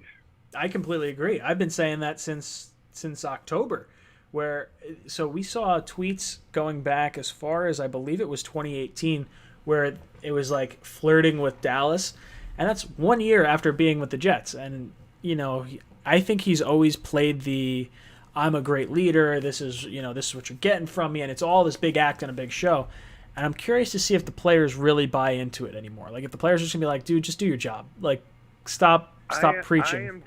I am telling you, my gut is telling me that the night he was drafted in 17 and the Jets called his name, he said, "Shit, I don't want that."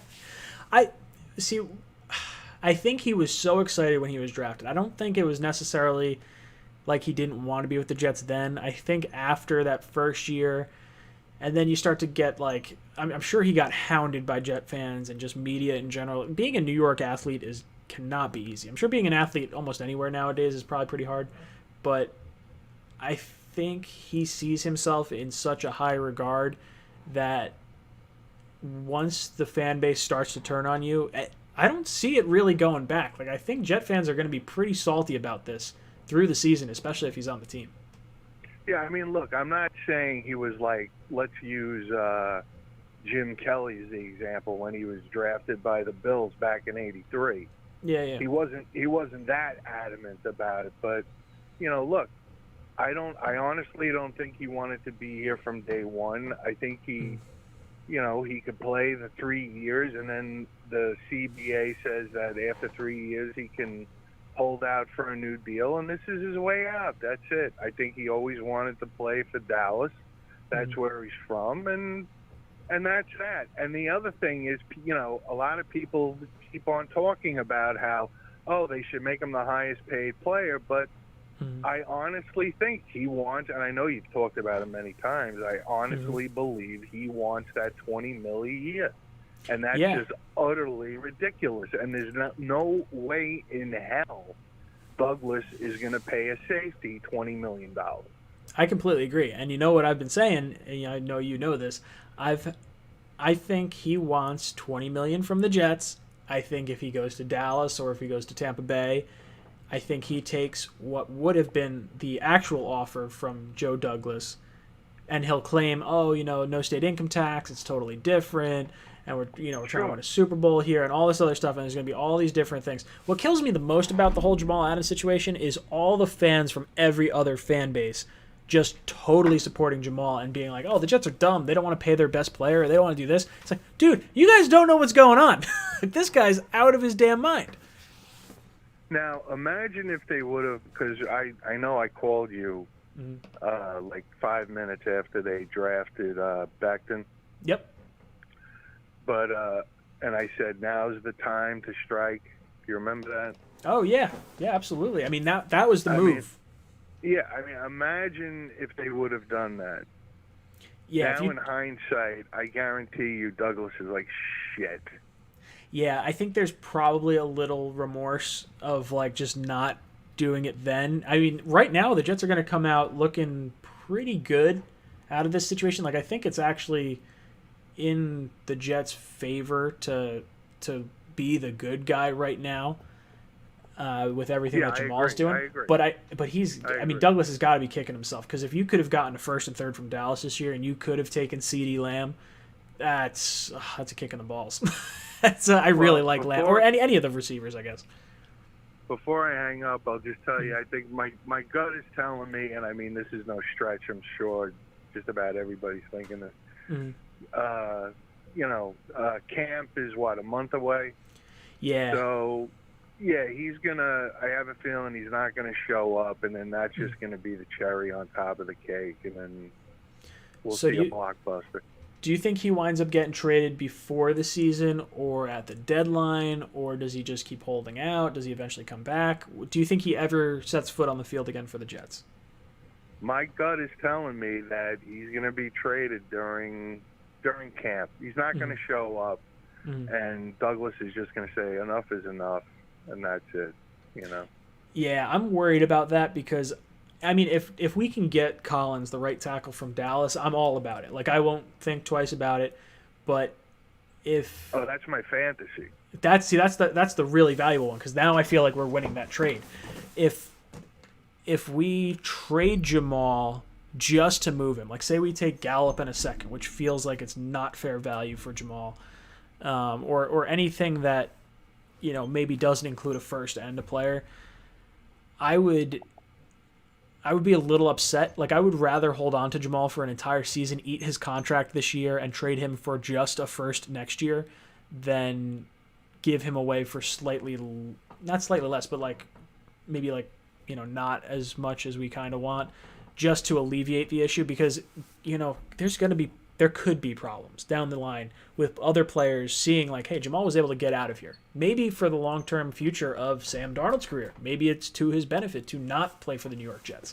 Like that's what I'm concerned about, and I want to make sure that the organization maintains the upper hand here while also taking care of players. Like if we trade for Collins, say we trade Jamal for Collins' contract after his signing bonus, because Dallas eats the entire signing bonus, which would be about $15 million worth of dead cap that they would have to eat.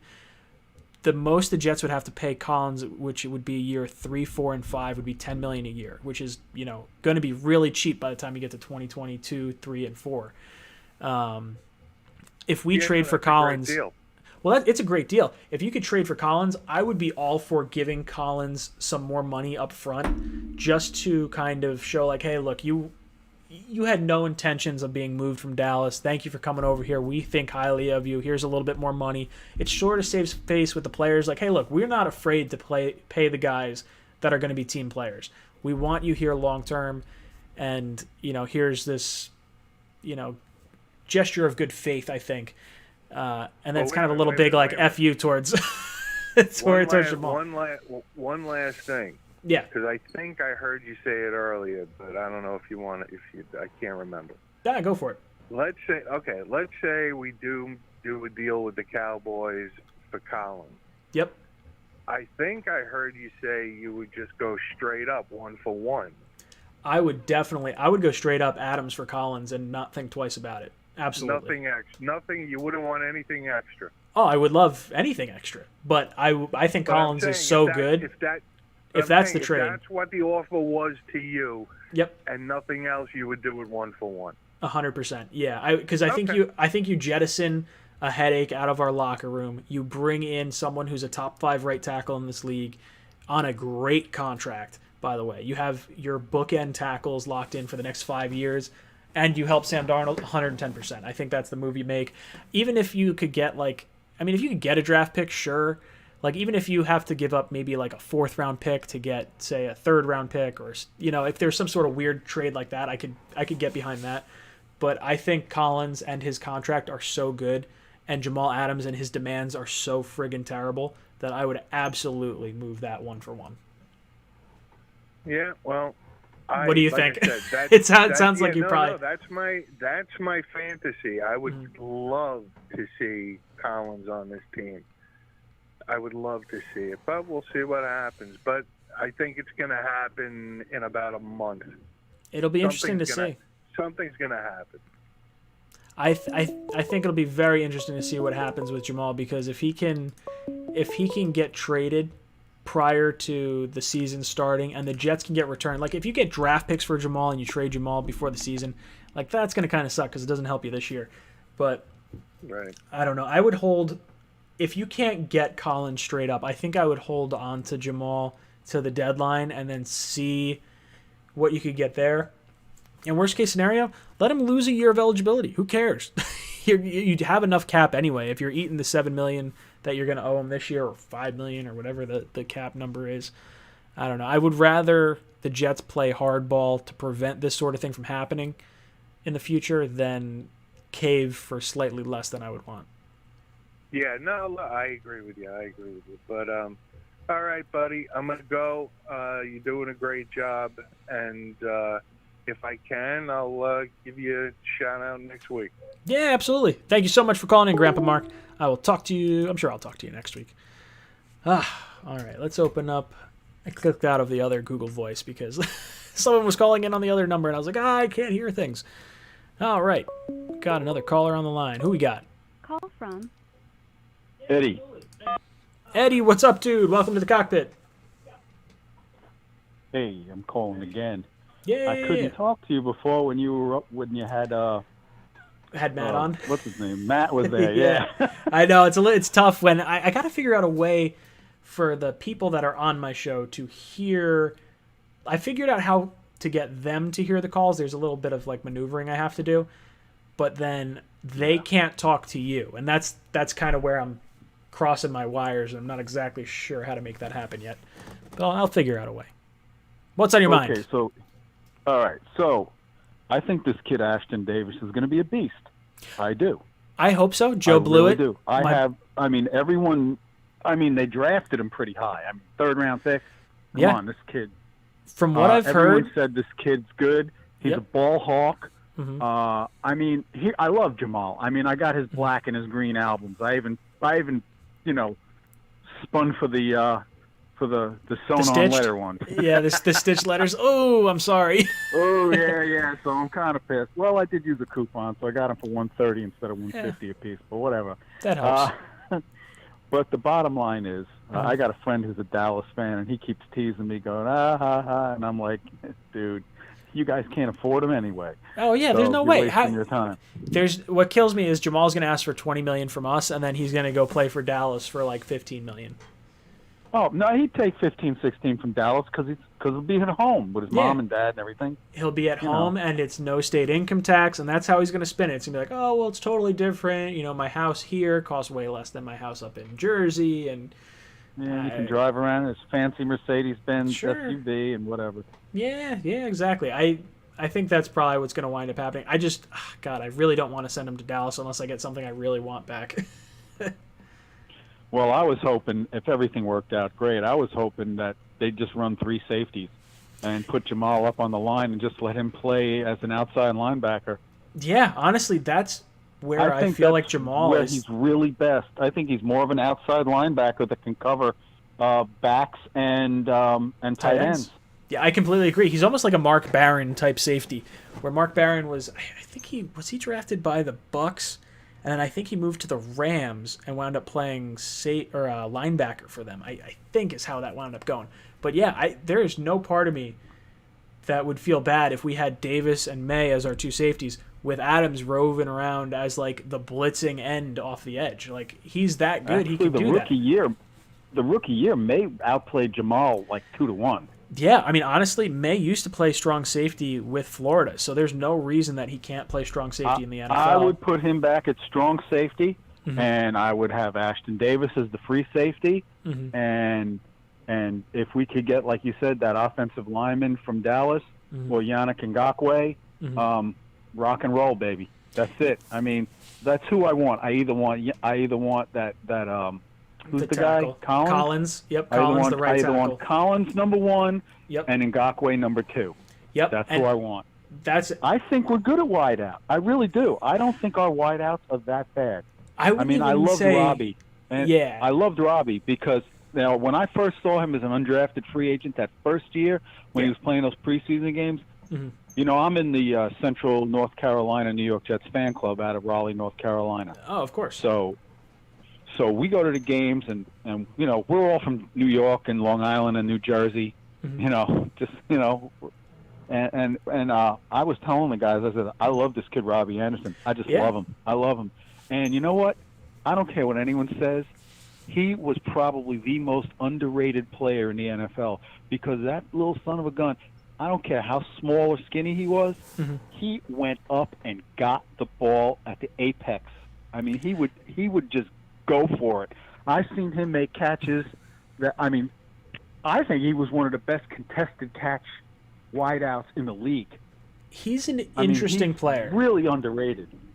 I would say he's definitely underrated. Like, I think what the Panthers paid for him was 110% a great deal for them. I think he's rock solid in terms of a deep threat that stays healthy. You look at Will Fuller, Deshaun Jackson, basically any deep threat is going to have hamstring issues or weird, wonky, leg issues. Robbie really doesn't have any of that. I think he's only missed one game in his entire NFL career. And that's Kid's great. It's impressive. He's great.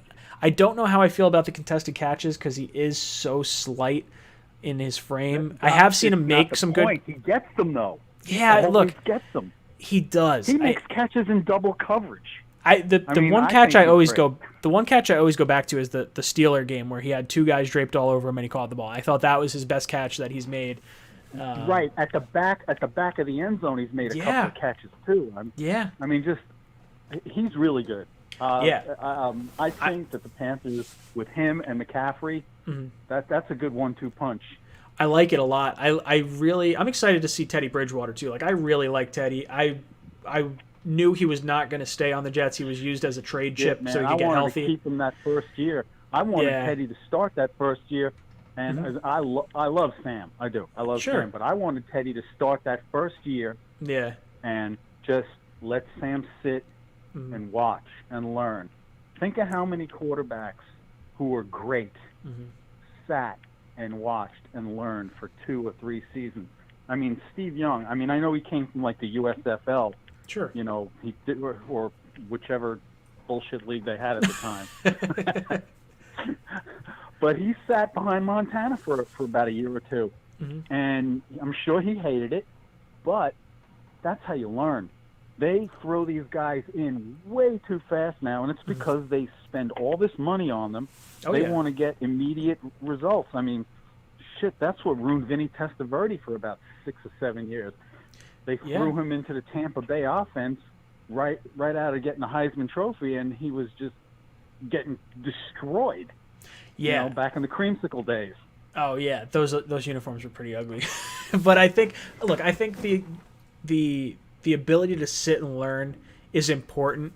With Sam, I think it's a little different, and with Teddy, because I wanted to recoup a draft pick from Teddy, and I don't know if you start him for the season, if you ultimately get that draft pick back, because you really roll the dice then of 1, either him re-injuring himself, or 2, him just not looking real good, because the Jets team really wasn't that good. They set up a great preseason for Teddy Bridgewater and had him play great minutes. They had just enough completions, just enough. I don't even remember what his stats were, but it looked good enough. Well, he was good in the preseason. He was good. He was solid.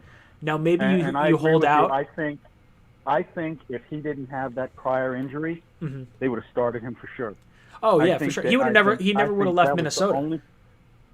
Regardless of how we got him, yeah, whatever the situation was, I think that if he hadn't had that catastrophic knee injury, they would have started him, and if they would have probably started him to give him success to get a better pick, because I ultimately think they were going to use Sam anyway. Yeah, that's just it. But you could have held on to him. Mm-hmm. I believe if they felt a little more confident, they would have started Teddy so that his stock could have gone up a little bit and then moved him either at the trade deadline or at the end of the season. Yeah, we would have had to hold on to him till that trade deadline to possibly get a pick. But the thing with a quarterback is it's really tough to pick up another offense mid-season. Like, you could make the trade for a running back, for a defensive player, for a, maybe a wide receiver, like those kinds of things. But a quarterback who's got to make all the play calls, that's a little tough. So even if he's going to be a backup, I like the third-round pick we got for him. Well, think about this. What would have happened if that scenario worked out and we put him on the field and he was playing okay? Trade deadline came up. Big Ben got injured that year. Pittsburgh would have grabbed him in a heartbeat if they could have. Yeah, I mean, starting that contract, I don't remember off the top of my head. It was a really weird contract, and I think he wound up renegotiating. Wasn't he only like $3 million, $4 million? Was it that low? It wasn't low? a lot. I think it. Yeah, I mean, come on, the guy came off of having his knee completely torched. I think that's what we wound up having to pay him. I think that's what we wound up having to pay him, but I think part of his contract was based on either playing time or staying with the Jets. And I think when he was traded to the Saints, I think he had to rework his deal. I could be wrong on that. But I think there was something weird with the contract. Jets weren't paying him that much. They no, were definitely giving not. him a little bit because he's a good quarterback, so they did give him a little bit, Yeah. They threw him, a couple of mil. The other thing I was talking about earlier when I called, when Matt was on the phone with you, I don't understand why they didn't just get Jamal, sit him down, and say, listen, bro, what is he supposed to make this year? I heard $3 million, I heard $7 million. I keep getting confused. What is he supposed to make this year? Let me pull it up real quick. I'll find it in 2 seconds. So he is... Where's Jamal? Jamal Adams. Okay. So he is due... His cap number for this year is just under $7.2 million. Now, 3.5, close to 3.6 million of that was his signing bonus. So he doesn't actually get that money this year. He's only getting from the Jets this year about $4.5 million. See, why didn't Joe just say, listen, we're going to give you $10 million this year. Yes, you outplayed your contract. We're going to give you $10 million, $9 or $10 million this year. You're supposed to get $9 million next year. We'll give you $10 million today. And we'll guarantee half of it. Okay? And then at the end of this year, we will renegotiate the real deal. I promise you. As soon as the season is over, we will sit you down before free agency, before the combine, after the last day of the season. We will sit you down, and we will not leave the room until we hash something out. But we'll give you $10 million now, half guaranteed. Boom. Just for this year. Just because you're great and we love you. Just shut his ass up. Oh yeah. Now maybe it's an olive branch. But then you tell him, but you gotta keep your mouth shut. Well, that's the biggest thing, right? It's if you can get him to shut up and get him in a room, because with the whole COVID situation that's going on, you couldn't get them in the same room together. You can make a phone call, but part of it is that's nonsense. These guys are so isolated. All you got to do is you say, Jamal, I'm staying away from everybody for 2 weeks. You stay away from everybody 2 weeks. You keep your guy, your manager away from everybody, your agent away from everybody for 2 weeks. Then you come here. We'll sit down at one Jets drive. We're going to hash this out. But you tell them, I'm prepared to give you $10 million this year, half guaranteed, right now. Just show up, shut up, play hard. Yeah, because we're going to give you your money the end of this year. Yeah, I mean, if he can somehow spin it, we don't have to do anything. Sure. And Joe could sit there and go, I don't have to do anything. I own you for 3 years.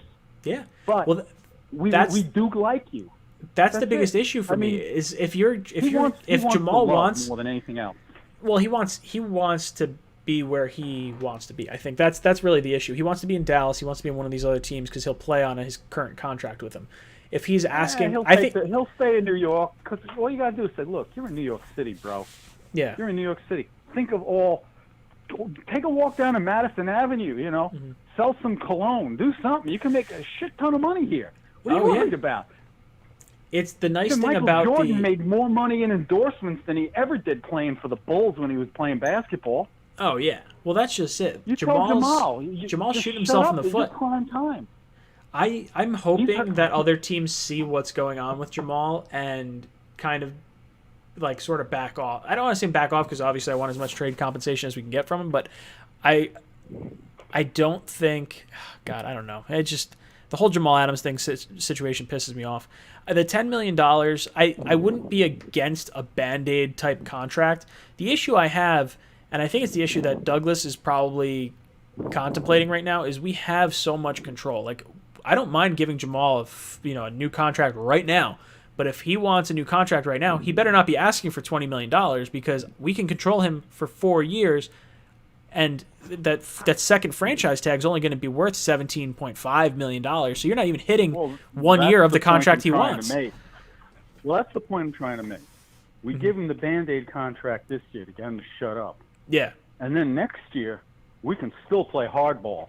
Like if he starts asking for like goofy shit like $20 million, which he's not going to get because no safety is worth $20 million. Sure. I mean, no safety. Like you were saying, the stats. We only improved by 1 yard per carry with him in the game. Oh, yeah. So it's bullshit. I mean, he's a safety, and he's only got 2 interceptions in his career. So Yeah, I mean, and one's against Jared Stidham, like in garbage time. Like that's like he hasn't had game-changing interceptions. Like that's what it kills me when someone compares him to Ed Reed. Like Polamalu was up at the line of scrimmage. Like I could kind of get on board with that to an extent. Ed Reed, not even close. Ed Reed had 21 interceptions his first 3 years. Jamal Adams has 2. Like it's totally different. Yeah, well, he was also strong safety. Free safety is the center fielder. Sure. Free safeties are the guys that usually get it. That's but just I mean, he's more of a Ronnie Lott type of player. You know, he's more of a hammer. Yeah, I agree. Listen, I'm gonna kick you off because I got 1 minute left. Peace. Yeah. Boom. Thank you so much for calling in. I appreciate the call. Now, guys, I'm going to give away a hat, shirt, or mug from the Jets Talk store.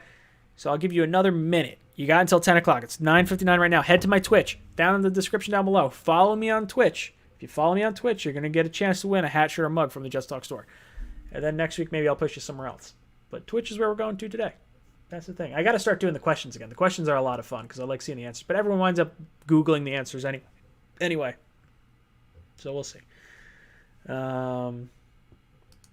Let's see. Let me pull up who we got for people that have followed the Twitch page. All right.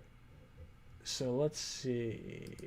Guys in the chat, give me 2 numbers. Give me 1 through 5. Give me a 1 through 10. Give me 2 different numbers. And then I will pick something. And one of you guys is going to win a hat, shirt, or mug from the Jets Talk store. Let's see. I see a 10 in there. And we'll go with Liam's 2. 10 and a 2. Ooh, you know what? Sorry. We're going to do 10 from Steven, but we're going to do 3 from Twitch. Someone said 3 over there. So see, I got guys over in the Twitch world. That's what we're going to do. We're going to take the numbers from Twitch. So forget you guys over on YouTube. No, I love you. But I'll take the ones from Twitch just because that's where I was pushing you guys from. So those guys listened. Pretty happy with that one. So we'll do 3, and we are going to do 2. Liam, what's up, dude, over on the Twitch world? All right, so let me go into. I gotta get to my followers. I think I gotta do it on my phone. I'm so bad at this. I'm not too good with the whole Twitch world yet. Let's see. Bum bum dun dun dun. Who we got?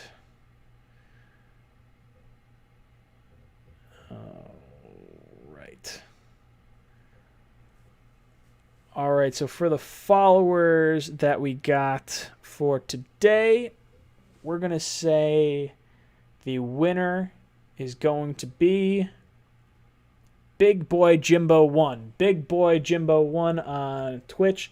Hit me up and reach out to me because I need to get your contact information so I can send you a hat, shirt, or mug.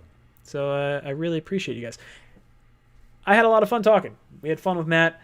I got to figure out what we're doing for next week and see who I can get on. I've had basically a collaboration, I think, each of the last 4 weeks. So maybe I'll get the hashtag guys on.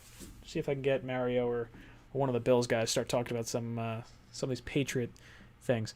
But guys, that's going to be it for me tonight. That is all she wrote. So make sure you hit the like button, hit the subscribe button. We got 103 likes. 103 likes on this video. If you like this content, hit the like button.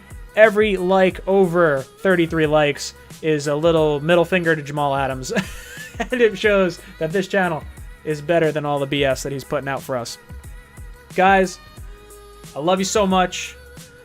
Tune in next week for the next episode of The Cockpit. This is Ryan, your pilot, signing off. JETS.